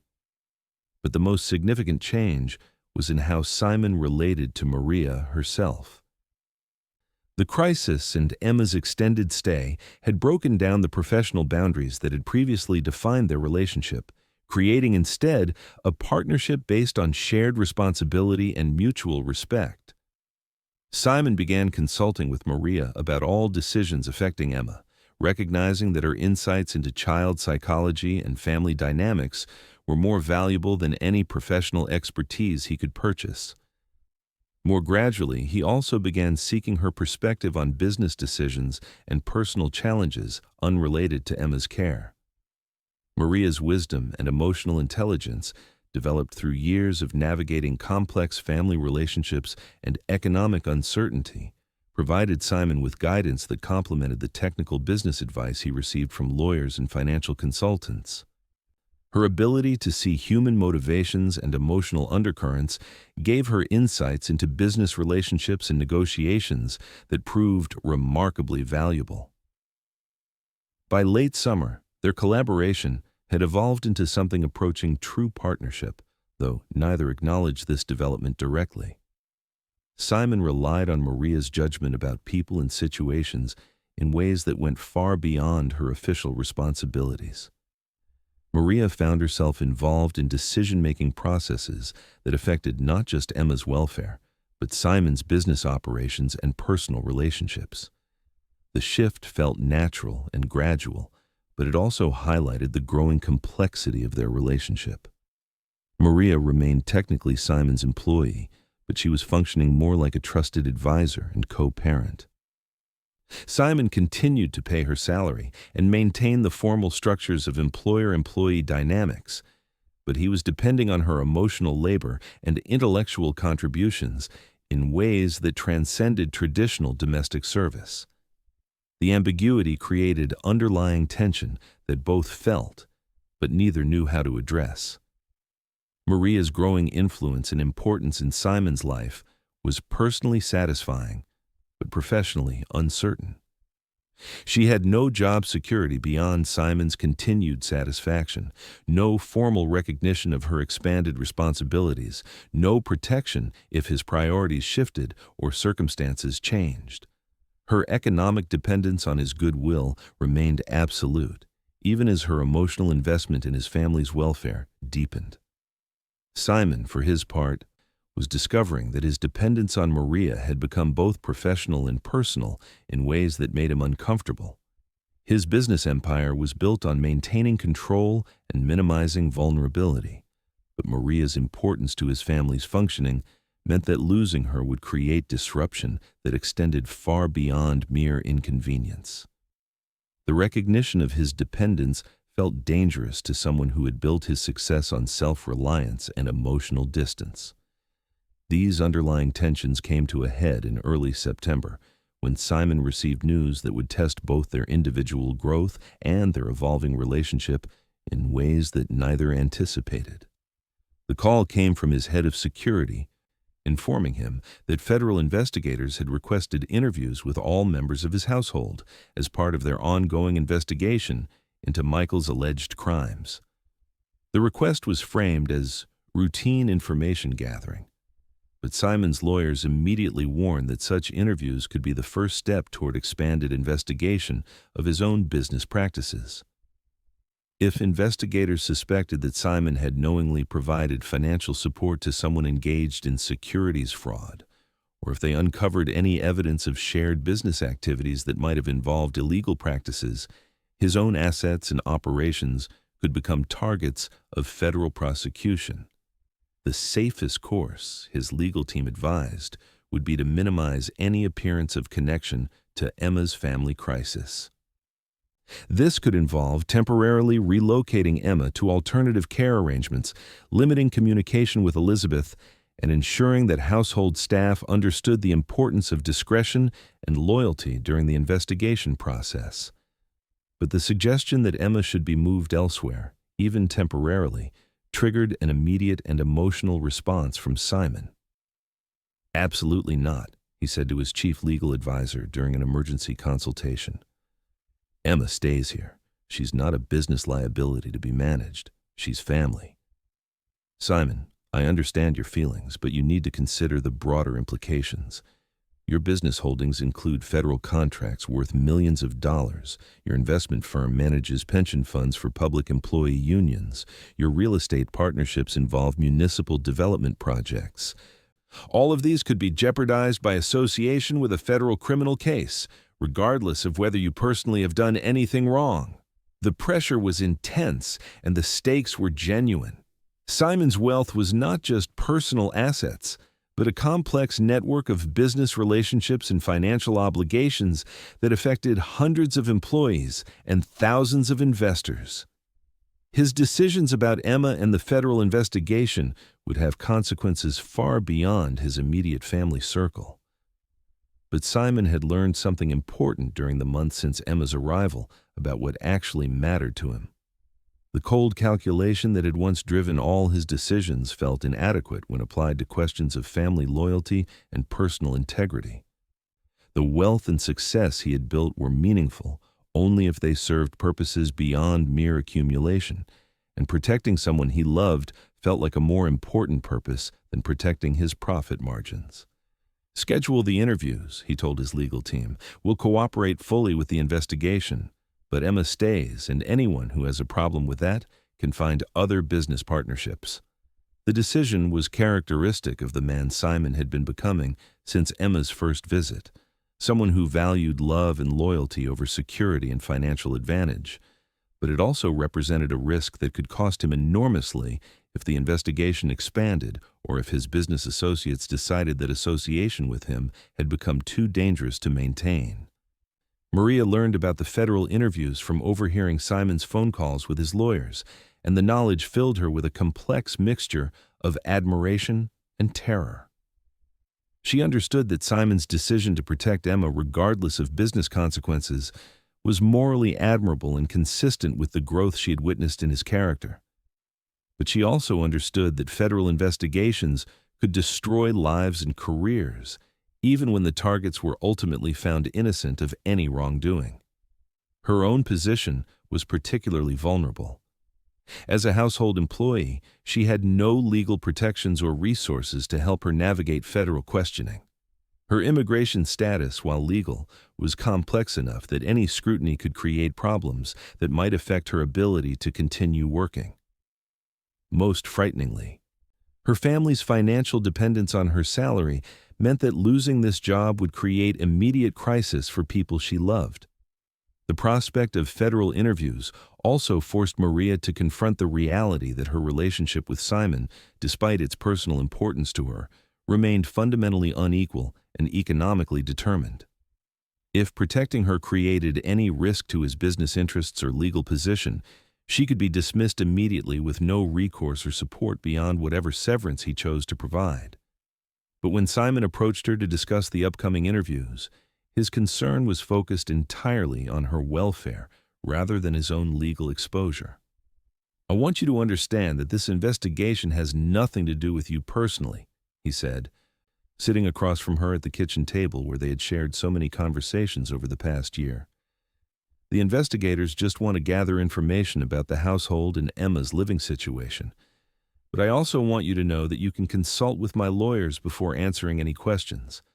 I'll pay for independent legal representation if you prefer that." The offer revealed both Simon's genuine care for Maria's well-being and his understanding of the power dynamics that could make her vulnerable during federal questioning. But Maria was less concerned about the legal technicalities than about the larger implications of the investigation for their family unit. "Will this mean that Emma has to leave?" she asked. "Will they try to force her to live somewhere else?" "Not if I have anything to say about it. Emma is safe here, and she's staying here regardless of what the investigation concludes about her father's business practices." The firmness in Simon's voice provided reassurance, but Maria could also see the strain that his decision was creating. The man who had built an enormous fortune through careful risk management was choosing to ignore expert advice about protecting his assets, prioritizing family loyalty over financial security in ways that could have devastating consequences if the investigation went badly.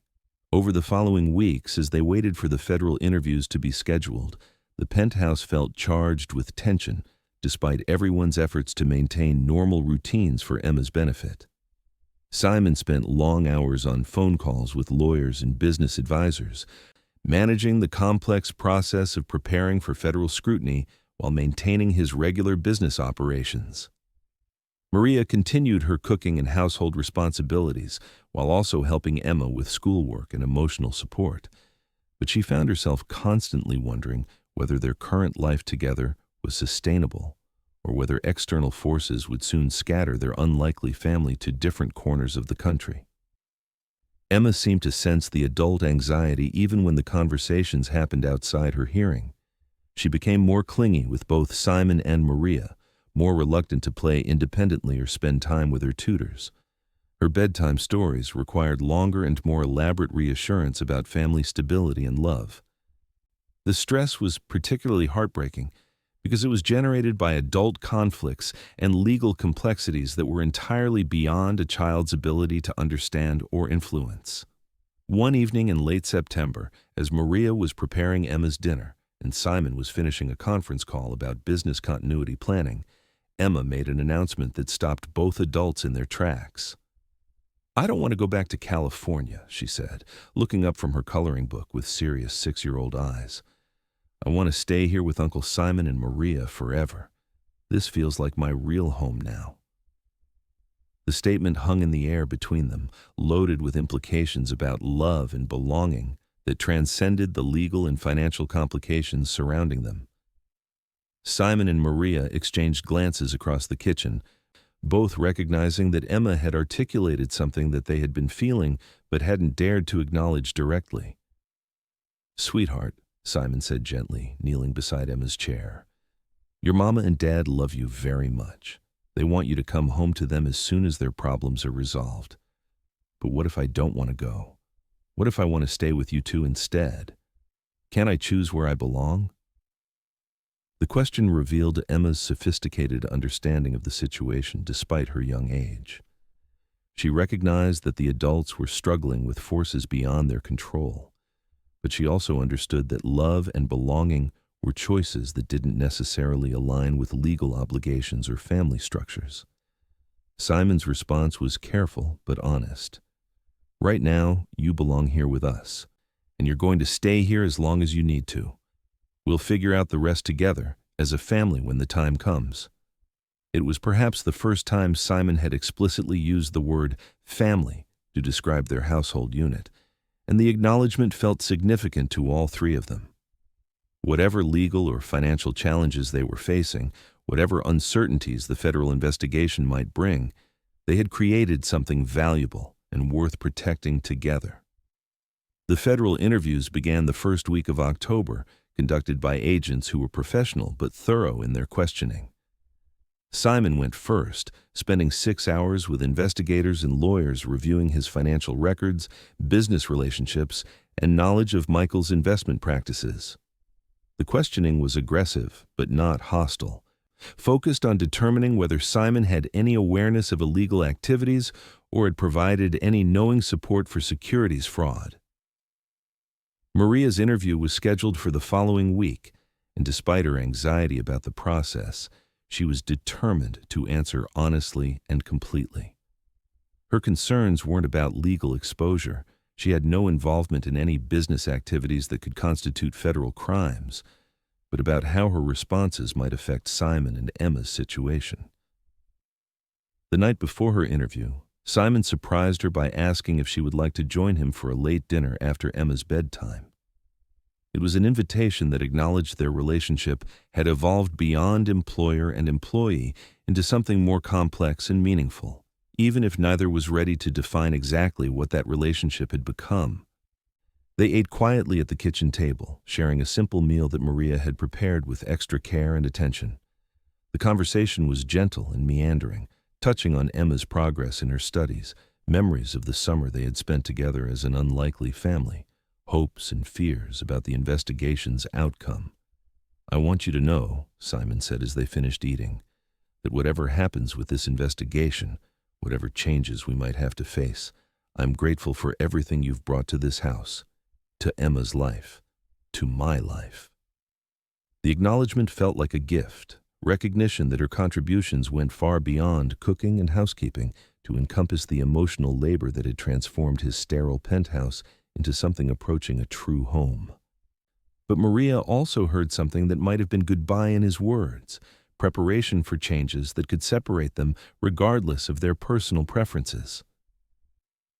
"I'm grateful too," she said simply, "for the chance to be part of Emma's childhood, for learning to know you both, for discovering what family can feel like." They cleaned up together in comfortable silence, their movements synchronized by months of shared domestic routine. When Simon finally said goodnight and headed to his bedroom, Maria felt both content and melancholy, happy for the connection they had built, but aware of how fragile and temporary it might prove to be. The federal interview the next morning was less traumatic than Maria had feared. The agents were interested primarily in Emma's daily routine, her emotional adjustment to living with Simon, and any conversations Maria might have overheard about financial matters or business relationships. Maria answered truthfully and completely, describing Emma's happiness and stability in Simon's care while emphasizing that she had no knowledge of any business activities that might be relevant to their investigation.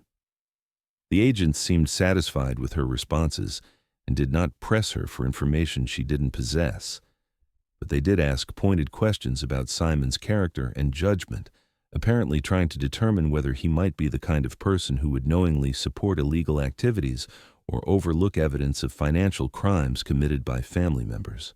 Maria's responses about Simon's integrity and moral character were unequivocally positive, based on her direct observation of his decisions and behavior over more than a year of close contact.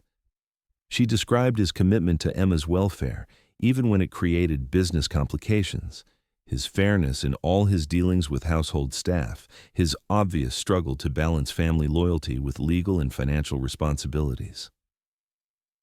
"Would you trust Mr. Harrington with your own family's welfare?" one agent asked. "I do trust him with my family's welfare," Maria replied, "every day." The interview concluded with warnings about the importance of discretion and cooperation if further questions arose, But Maria felt that she had presented Simon and their household in the most favorable light possible while remaining completely honest about everything she had observed. When she returned to the penthouse, she found Simon pacing in his study with obvious anxiety. "How did it go?" he asked immediately. "Fine," Maria said. "They were professional. I told them the truth about everything, and the truth is that you're a good man who takes care of the people you love." Simon's relief was visible and immediate. "Thank you," he said, "for everything. For being honest, for protecting Emma, for being who you are." The gratitude in his voice felt different from his previous expressions of appreciation, deeper and more personal, as if he were thanking her not just for specific actions, but for her essential self and the way she had chosen to care for his family. Over the following weeks, they waited for the investigation's conclusions while trying to maintain normal routines for Emma's benefit. Simon's business operations continued without obvious disruption, though he mentioned that some partnerships were being put on hold, pending resolution of the federal questions. Elizabeth called regularly with updates from California, where Michael's legal situation remained complex and uncertain. But the most significant development was internal, in the way the crisis had clarified what actually mattered to each of them. Simon's willingness to risk his business interests for family loyalty had revealed character depths that surprised even himself. Maria's steady support during uncertainty had proven her value as something far more significant than a domestic employee. Emma's articulated desire to remain with them had forced recognition that love and belonging could transcend legal definitions of family structure. By November, they were functioning as a family unit that felt natural and permanent, even though the legal resolution of Emma's custody situation remained uncertain. Simon had adjusted his business practices to accommodate his parenting responsibilities, delegating more operational decision-making to trusted employees while maintaining oversight of strategic planning and major investments. Maria had assumed co-parenting responsibilities that went far beyond her original job description, sharing decision-making about Emma's education, health, and emotional development. Most remarkably, both adults had begun making long-term plans that assumed Emma's continued presence in their lives. Simon was researching private schools for the following year and considering renovations to create a more child-friendly permanent bedroom.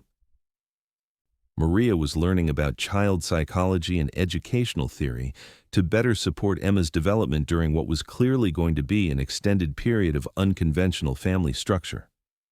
The federal investigation finally concluded in early December with a report that cleared Simon of any wrongdoing while documenting substantial evidence of Michael's securities fraud and potential criminal liability. Simon's cooperation with investigators was noted favorably, and his business reputation emerged largely intact from the scrutiny. But Michael's situation deteriorated rapidly, with federal prosecutors announcing their intention to pursue criminal charges that could result in significant prison time. Elizabeth was cleared of knowing participation in illegal activities, but her assets remained frozen pending resolution of civil recovery actions. Her ability to provide stable housing and financial support for Emma became questionable, creating practical questions about custody arrangements that would need to be resolved through family court proceedings. The legal complexities were daunting, but the emotional situation was clear. Emma had been living with Simon and Maria for almost 6 months, thriving in their care and expressing consistent preference for remaining in their household.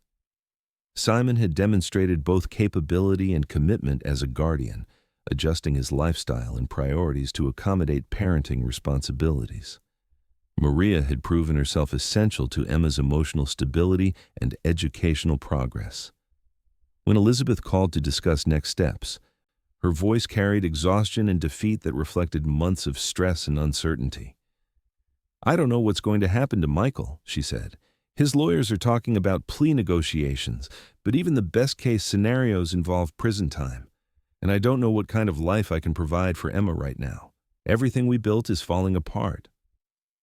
"Emma is doing beautifully here," Simon replied. "She's happy, she's learning, she feels secure and loved. If you think it would be best for her to stay with us permanently, we can explore legal arrangements that would formalize that." The conversation that followed was difficult but necessary, addressing questions about parental rights and responsibilities that affected not just Emma's immediate welfare, but her long-term sense of identity and belonging. Elizabeth loved her daughter deeply, but recognized that her ability to provide stable family life had been destroyed by circumstances beyond her control. Simon's offer of permanent guardianship represented Emma's best chance for emotional security and educational opportunity, even though accepting it would mean acknowledging the failure of her own family structure. By Christmas, the legal frameworks for Emma's permanent custody transfer were in place, with Elizabeth maintaining parental visitation rights, but transferring primary guardianship to Simon. The transition was emotional for everyone involved, but particularly poignant for Elizabeth, who was simultaneously grateful for her daughter's security and heartbroken by her own inability to provide the stability Emma needed. Emma herself seemed to understand the significance of the custody change while maintaining her characteristic 6-year-old focus on immediate relationships and daily experiences. "Does this mean I get to stay with Uncle Simon and Maria forever?" she asked when the adults explained the new arrangements. "It means this is your home now," Simon replied, "for as long as you want it to be." The Christmas celebration that year was simultaneously joyful and bittersweet, marking both Emma's legal transition into Simon's permanent care and the recognition that their unusual family structure had evolved into something lasting and intentional. Elizabeth joined them for the holiday, despite the emotional difficulty, wanting to participate in Emma's celebration while beginning to adjust to her new role as non-custodial parent. Maria prepared an elaborate Christmas feast that incorporated traditions from her own childhood, alongside foods that had become Emma's favorites during her months in the penthouse. The meal felt like a celebration of family bonds that transcended legal definitions, bringing together people who had chosen to love and support each other, despite the unconventional circumstances that had brought them together. After Elizabeth's departure to return to California and her uncertain future, the penthouse settled into routines that acknowledged Emma's permanent residence while also recognizing the fundamental changes in Simon and Maria's relationship. The custody arrangement had formalized Simon's parental responsibilities, but it had also highlighted Maria's essential role in Emma's care and emotional development.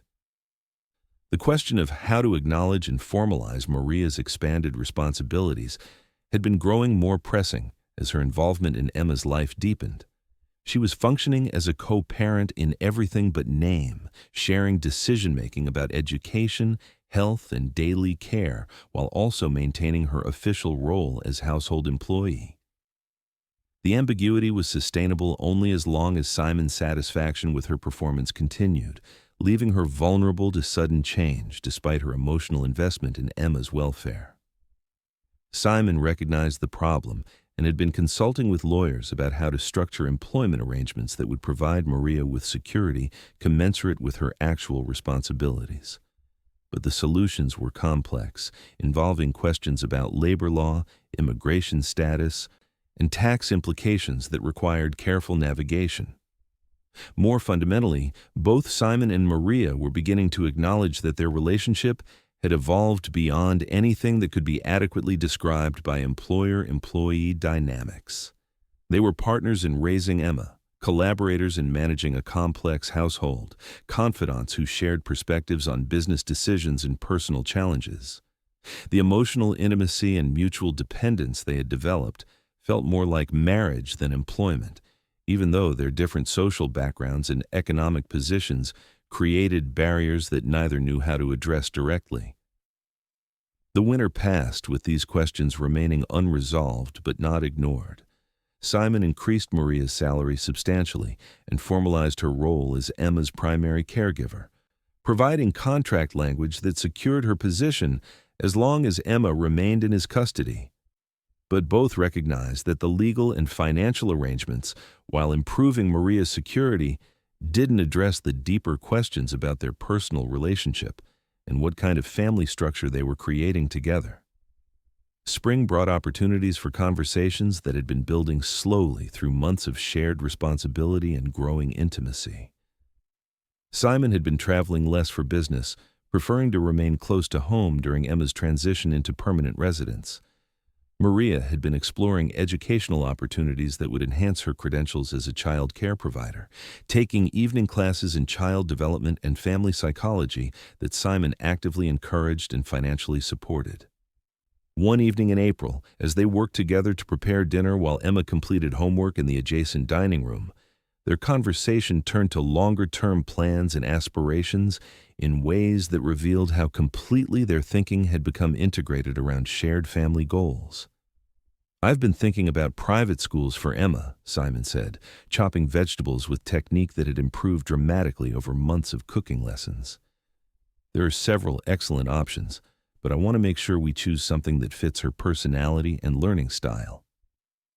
Maria noticed his use of "we" in making decisions about Emma's education, recognition that her input was essential rather than merely helpful.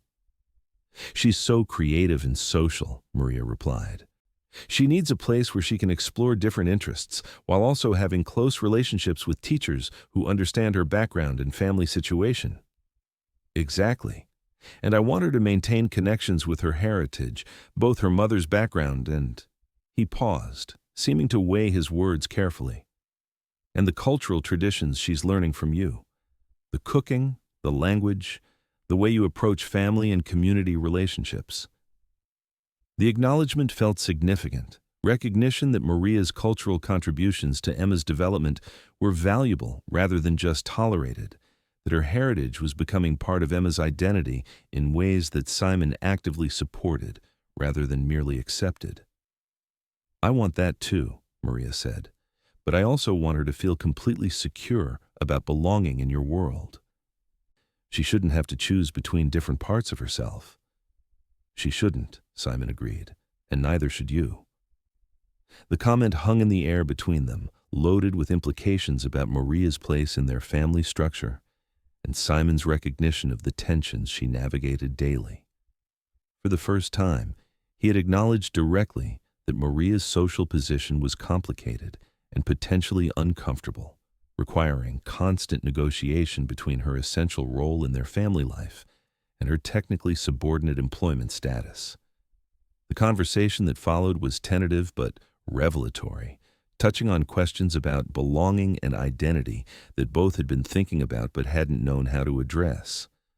Simon spoke about his growing awareness that wealth and social position, while providing advantages, could also create isolation and disconnection from authentic human relationship. Maria shared her feelings about loving and caring for Emma while remaining conscious that her role existed entirely at Simon's discretion, creating underlying anxiety that affected her ability to feel truly secure in their family unit. "I don't want you to feel insecure about your place here," Simon said finally. "Emma loves you, and I depend on you in ways that go far beyond cooking and housekeeping. You're not just an employee anymore, if you ever really were. You're family." The word family felt significant but also ambiguous. Maria understood that Simon meant it sincerely, but she also recognized that family obligations and employment relationships involve different expectations, different securities, different emotional frameworks. The distinction mattered not because she doubted Simon's current feelings, but because she needed to understand what kind of future she could reasonably expect as Emma grew older and their circumstances continued to evolve. "What does that mean practically?" she asked. "If I'm family, what does that look like legally, financially? If something happened to you, what would happen to Emma and me?" The questions were practical, but also deeply personal, addressing Maria's need for security, while also revealing her understanding that their current arrangement, however emotionally satisfying, remained dependent on Simon's continued health and goodwill. As much as she loved their family life, she couldn't afford to be naive about the realities that governed their relationship. Simon's response revealed that he'd been thinking about these questions too, consulting with lawyers and financial advisors about how to formalize arrangements that would protect both Emma and Maria if circumstances changed. "I've been working on legal documents that would secure Emma's custody with you if anything happened to me," he said, "and financial arrangements that would ensure both of you are provided for, regardless of what changes we might face." The provisions represented more security than Maria had ever imagined possible, but they also highlighted the complexity of their situation. Simon was essentially making her Emma's secondary guardian while also providing financial support that would allow her to maintain their current lifestyle indefinitely. The arrangements were generous beyond anything she could have expected, but they also required Simon to make assumptions about her commitment and intentions that went far beyond normal employee relationships. "You don't have to do that," Maria said. "Emma has other family members who could take care of her if necessary. But she doesn't have anyone else who knows her the way you do. She doesn't have anyone else who loves her the way you do. And frankly, I don't trust anyone else to protect her emotional well-being the way you would."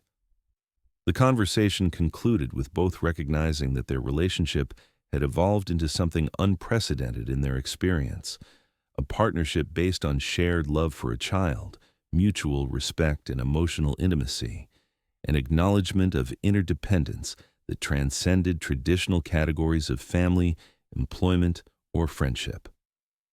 They were creating their own model for how people could choose to love and support each other, building security and connection that honored both their feelings and their practical needs.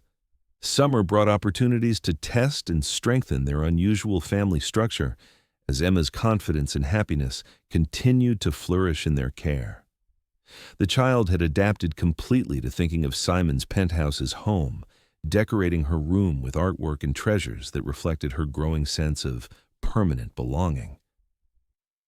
Her relationship with both adults had deepened into genuine parent-child bonds, characterized by trust, affection, and the kind of daily intimacy that creates lasting emotional security.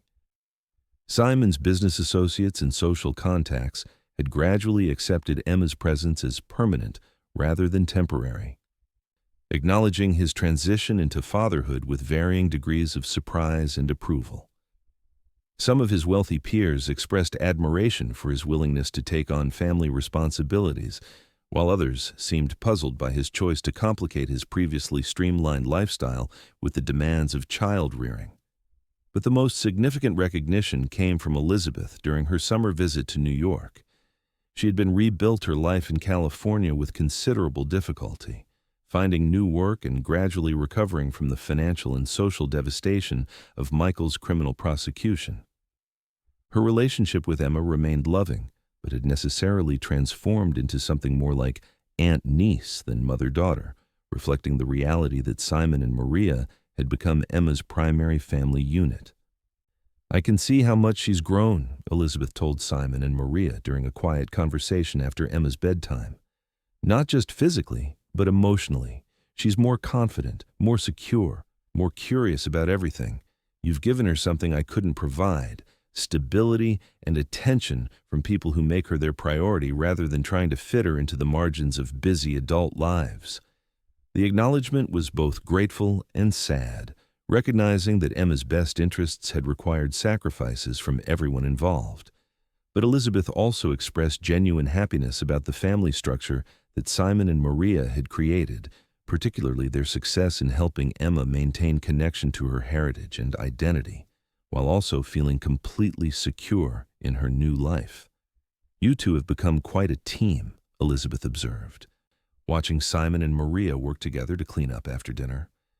"Emma talks about you like you're both her parents, equally important to her sense of security and belonging." The comment highlighted something that had been growing more apparent over recent months, that Simon and Maria's partnership in caring for Emma had evolved into something that resembled marriage more than any other relationship model. They shared responsibility for all major decisions affecting Emma's welfare, collaborated on household management and financial planning, provided emotional support for each other during stressful periods, and had developed the kind of intimate knowledge of each other's habits and preferences that typically characterized long-term romantic partnerships. Yet their relationship remained undefined and somewhat precarious, existing without formal recognition or legal protection beyond the employment contracts and custody arrangements they had carefully constructed.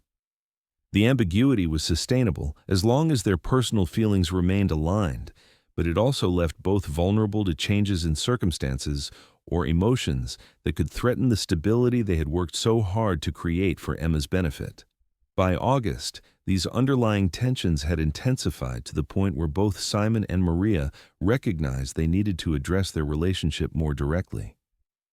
The catalyst came from an unexpected source, a conversation with Emma about family structures and relationships that revealed how clearly she understood the complexity of her guardian's situation. "Are you and Maria married?" Emma asked Simon one evening as he was reading her bedtime story. The question was delivered with 6-year-old directness that cut through adult ambiguity and hesitation. "No, sweetheart. Maria and I are not married. We're family in a different way. But you live together and take care of me together and make decisions together like married people do. My friend Sarah's parents are divorced, and her dad has a new wife who helps take care of her. It's kind of like that, except you're not divorced from anyone." Emma's analysis was remarkably sophisticated for someone her age, recognizing the functional similarities between Simon and Maria's partnership and a blended family structure, while also noting the absence of formal relationship recognition that would typically accompany such arrangements. "Do you think we should be married?" Simon asked, curious about Emma's perspective on their family structure. "I think you love each other the way married people do," Emma replied matter-of-factly. "And I think it would be nice if you were married because then I could be sure you'd always be together to take care of me."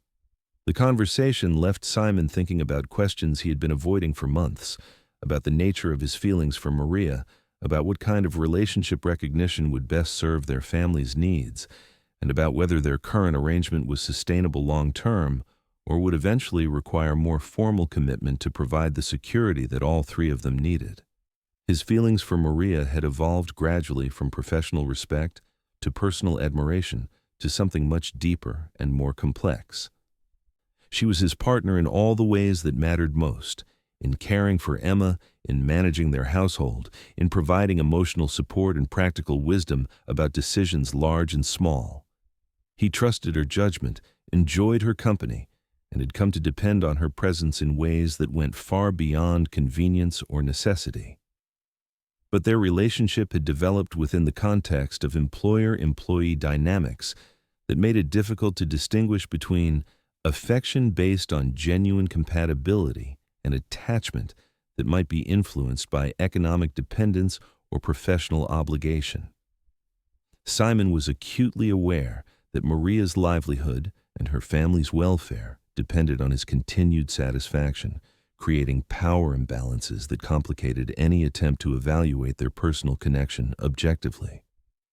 Maria was struggling with similar questions about the authenticity and sustainability of their relationship.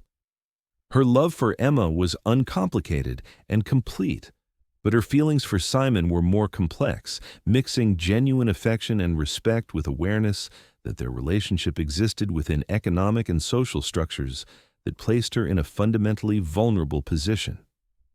She had grown to appreciate Simon's intelligence, integrity, and capacity for growth in ways that went far beyond their shared commitment to Emma's welfare. His willingness to prioritize family love over business interests, his efforts to learn new skills and perspectives, his gradual transformation from emotional isolation to genuine warmth and connection. All of these changes had revealed character qualities that she found deeply attractive. But she also understood that romantic relationships between people of different economic classes and social positions faced practical challenges that could undermine even genuine emotional connection. Her background as a working-class immigrant woman whose family depended on her income was vastly different from Simon's position as a wealthy businessman whose social circle included people with inherited fortunes and Ivy League educations. The differences weren't insurmountable, but they would require ongoing negotiation and mutual understanding that might be difficult to maintain during stressful periods or major life changes. Maria had seen too many relationships founder on practical incompatibilities that seemed minor during periods of happiness and prosperity, but became major sources of conflict when circumstances became challenging. Despite these concerns, both Simon and Maria had begun to acknowledge privately that their feelings for each other had deepened into something that resembled love more than mere partnership or friendship. The recognition was simultaneously exciting and terrifying, offering possibilities for deeper connection and security while also threatening to complicate the careful balance they had achieved in their current arrangement. The resolution came through a conversation initiated by Maria during one of their Sunday morning cooking sessions. Emma was visiting Elizabeth in California for a week, providing Simon and Maria with rare privacy for discussions about their relationship without concern about how their conversation might affect the child they both loved. "I need to ask you something," Maria said as they worked together to prepare bread dough, their hands moving in synchronized rhythm that reflected months of shared kitchen time. "And I need you to be honest with me, even if the answer might be difficult." Simon paused in his kneading, recognizing the seriousness in her tone. "Of course. What do you want to know?" "Do you have romantic feelings for me? Real feelings, not just appreciation for what I do for Emma or gratitude for making your life more comfortable." The question laid bare the central ambiguity in their relationship, forcing Simon to examine motivations and emotions that he had been avoiding confronting directly. His initial impulse was to deflect or minimize, to maintain the emotional safety of their current undefined status. But Maria deserved honesty, and Emma deserved clarity about the foundation of her family structure. "Yes," he said simply. "I do. I have for months, maybe longer. I love who you are, how you see the world, the way you care for people. I love your wisdom and your strength and your capacity to create warmth wherever you are. I love Emma more because of how much you love her, but I also love you independently of that. I love you as a woman, not just as Emma's caregiver." The admission felt both liberating and terrifying, acknowledging feelings that had been growing stronger despite his attempts to maintain professional boundaries. But having spoken honestly about his emotions, Simon also felt compelled to address the practical concerns that complicated any potential romantic relationship between them. "But I also understand if my feelings create problems for you," he continued. "I know that your job and your family's security depend on my goodwill, and I never want you to feel pressured to reciprocate feelings just because I employ you. I never want you to wonder whether your economic security depends on managing my emotions as well as my household." Maria appreciated his recognition of the power dynamics that complicated their situation, but his honesty about his feelings had also given her permission to acknowledge her own emotional truth. "I love you too," she said, her voice quiet but certain. "Not because you pay my salary or because you've been generous to my family. I love you because of who you've become during the time I've known you. I love watching you learn to be a father, seeing you discover that money can't buy the things that matter most. I love your willingness to risk everything for Emma's sake, your capacity to change and grow."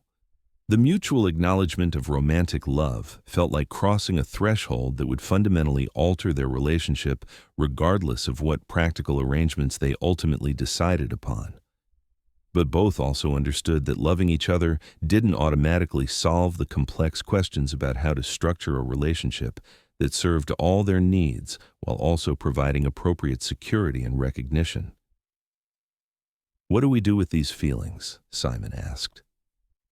"How do we build something real and lasting without creating new vulnerabilities or compromising what we've already built for Emma?" The question reflected understanding that their relationship affected not just their own happiness, but also Emma's security and well-being. Any changes to their arrangement would need to enhance rather than threaten the family stability that had become the foundation of the child's emotional health. Maria had been thinking about these questions for weeks, researching legal and practical options that might allow them to formalize their relationship while protecting everyone's interests. "I think," she said carefully, "that we need to separate the personal relationship from the employment relationship. If we're going to be together romantically, I can't also be dependent on you economically in the same way. The suggestion made sense, but created new complexities about household management and Emma's care. If Maria were no longer Simon's employee, they would need to restructure their domestic arrangements while ensuring that Emma's needs continued to be met comprehensively. I've been taking those child development classes, Maria continued, and I've been thinking about getting certified as a professional nanny or family service coordinator. If I had those credentials, I could work for other families while also helping to care for Emma. It would give me economic independence while keeping me involved in child care work that I love.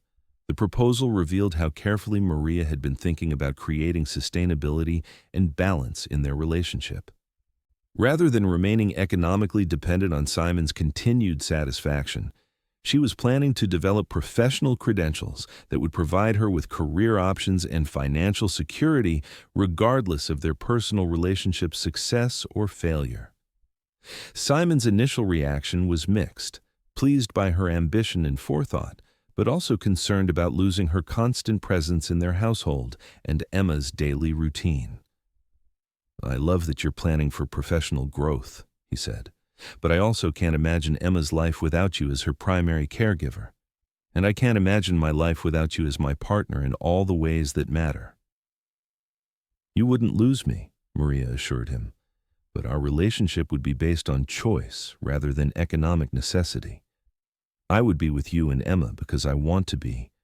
Because I love you both, not because I need the job to survive." The conversation continued for several hours as they worked through practical questions about household arrangements, child care responsibilities, financial planning, and timeline for changes that would restructure their entire living situation. By the end of the discussion, they had outlined a plan that would allow Maria to pursue professional development while transitioning their personal relationship into something more formal and sustainable. The plan involved Maria enrolling in an accelerated certification program for child development specialists, gradually reducing her household employment while increasing her involvement as Simon's domestic partner and Emma's co-guardian.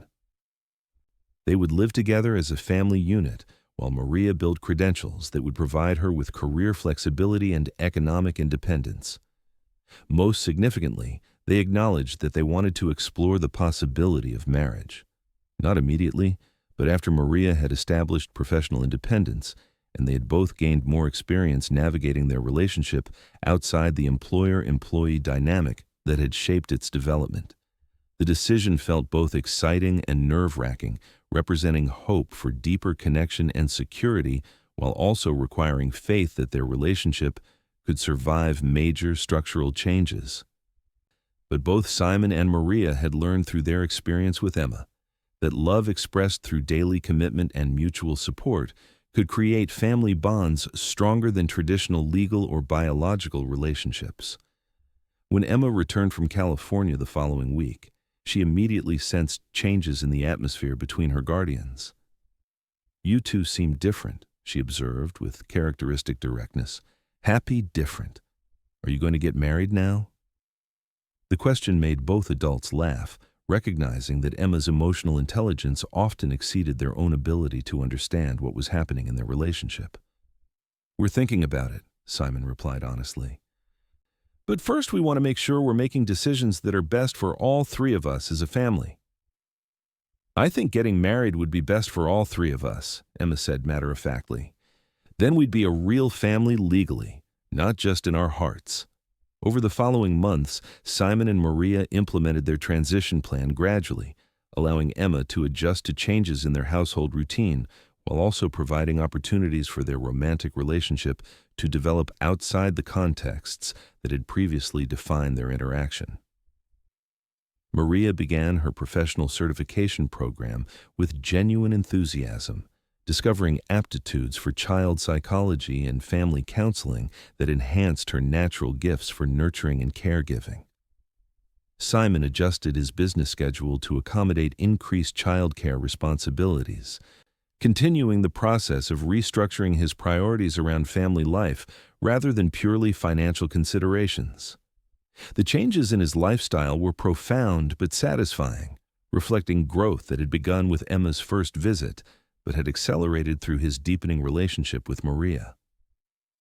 By the following spring, their transition into genuine partnership was complete. Maria had completed her certification and begun working part-time with other families, providing her with professional credentials and income that reduced her economic dependence on Simon while allowing her to remain Emma's primary caregiver. Simon had formally proposed marriage during a quiet dinner at the kitchen table, where they had shared so many significant conversations over the past 2 years. The engagement announcement surprised some of Simon's business associates and social contacts, who struggled to understand how their wealthy peer had fallen in love with someone from such a different background.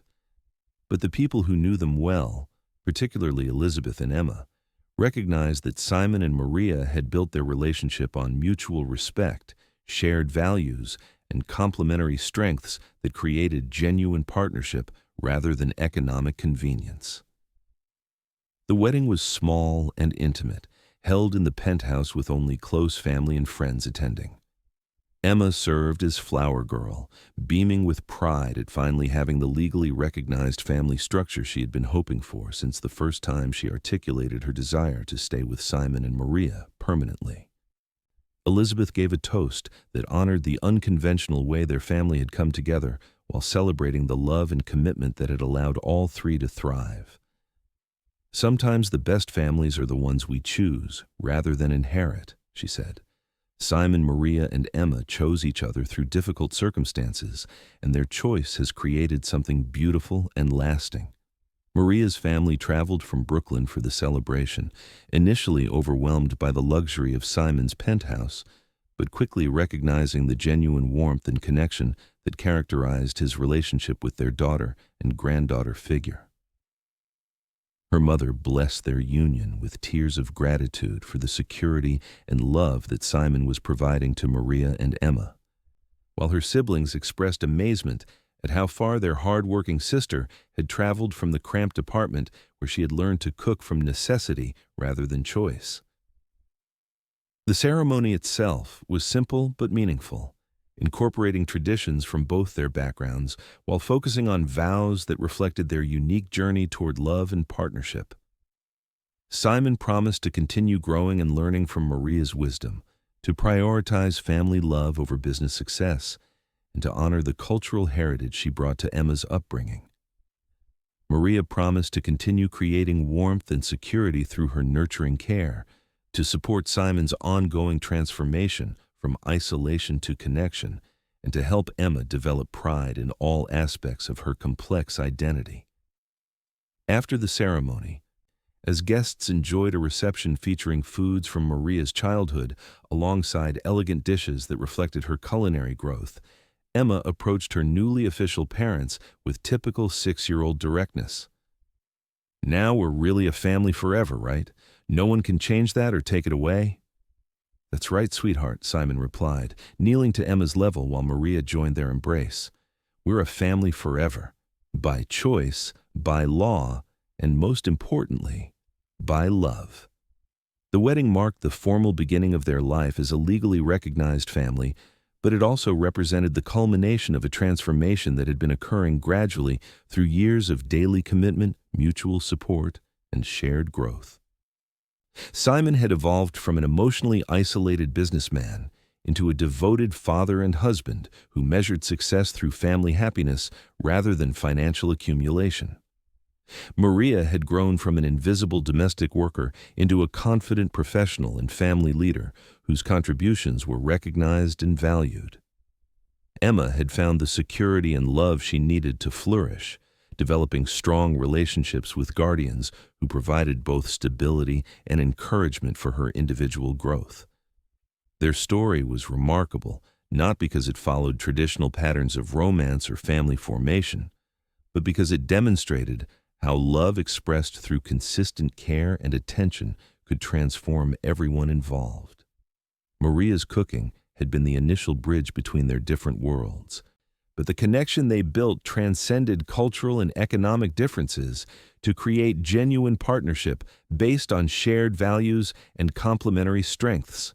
Years later, when Emma was older and asked about how her family had come together, Maria would tell her that love sometimes arrives disguised as necessity, hidden in daily routines that seem ordinary, but carry extraordinary potential for transformation. She would explain that her job cooking for Simon had become something much more significant than employment.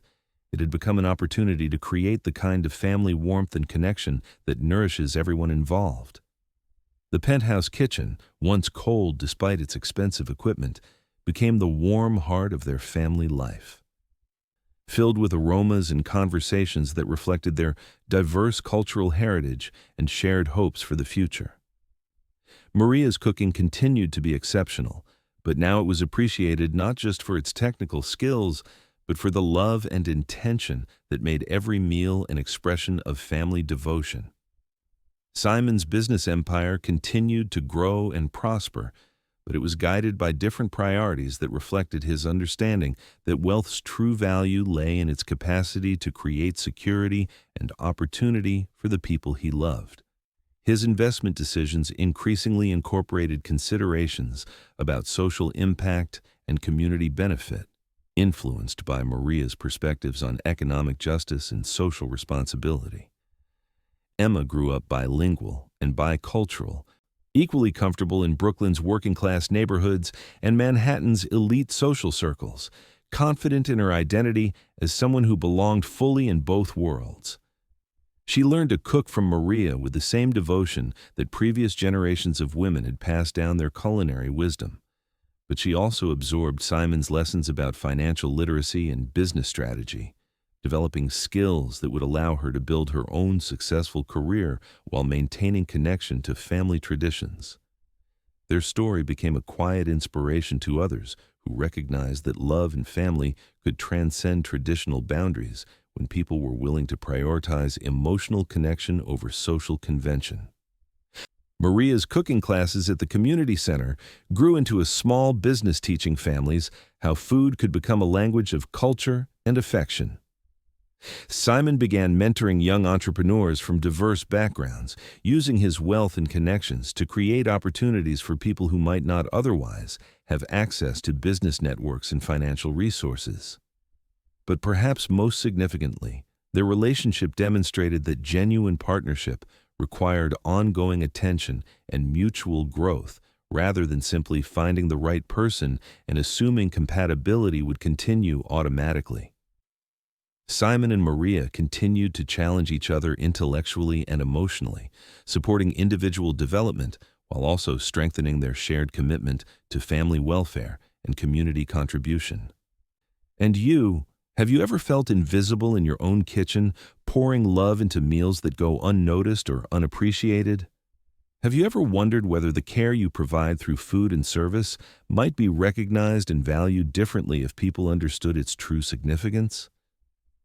Tell me in the comments about moments when your cooking became a bridge between different worlds or created connection where none existed before. If Maria's story touched something in your heart, leave a like and subscribe so this message can reach another woman who knows that the most powerful transformations often begin with the simple act of feeding someone with love and attention. For more stories that honor the quiet heroism of everyday caregivers, click the podcast link on the left. Thank you for joining us on this journey through the intersections of love, work, and family. We'll see you in the next story, where ordinary moments reveal extraordinary possibilities for human connection and growth.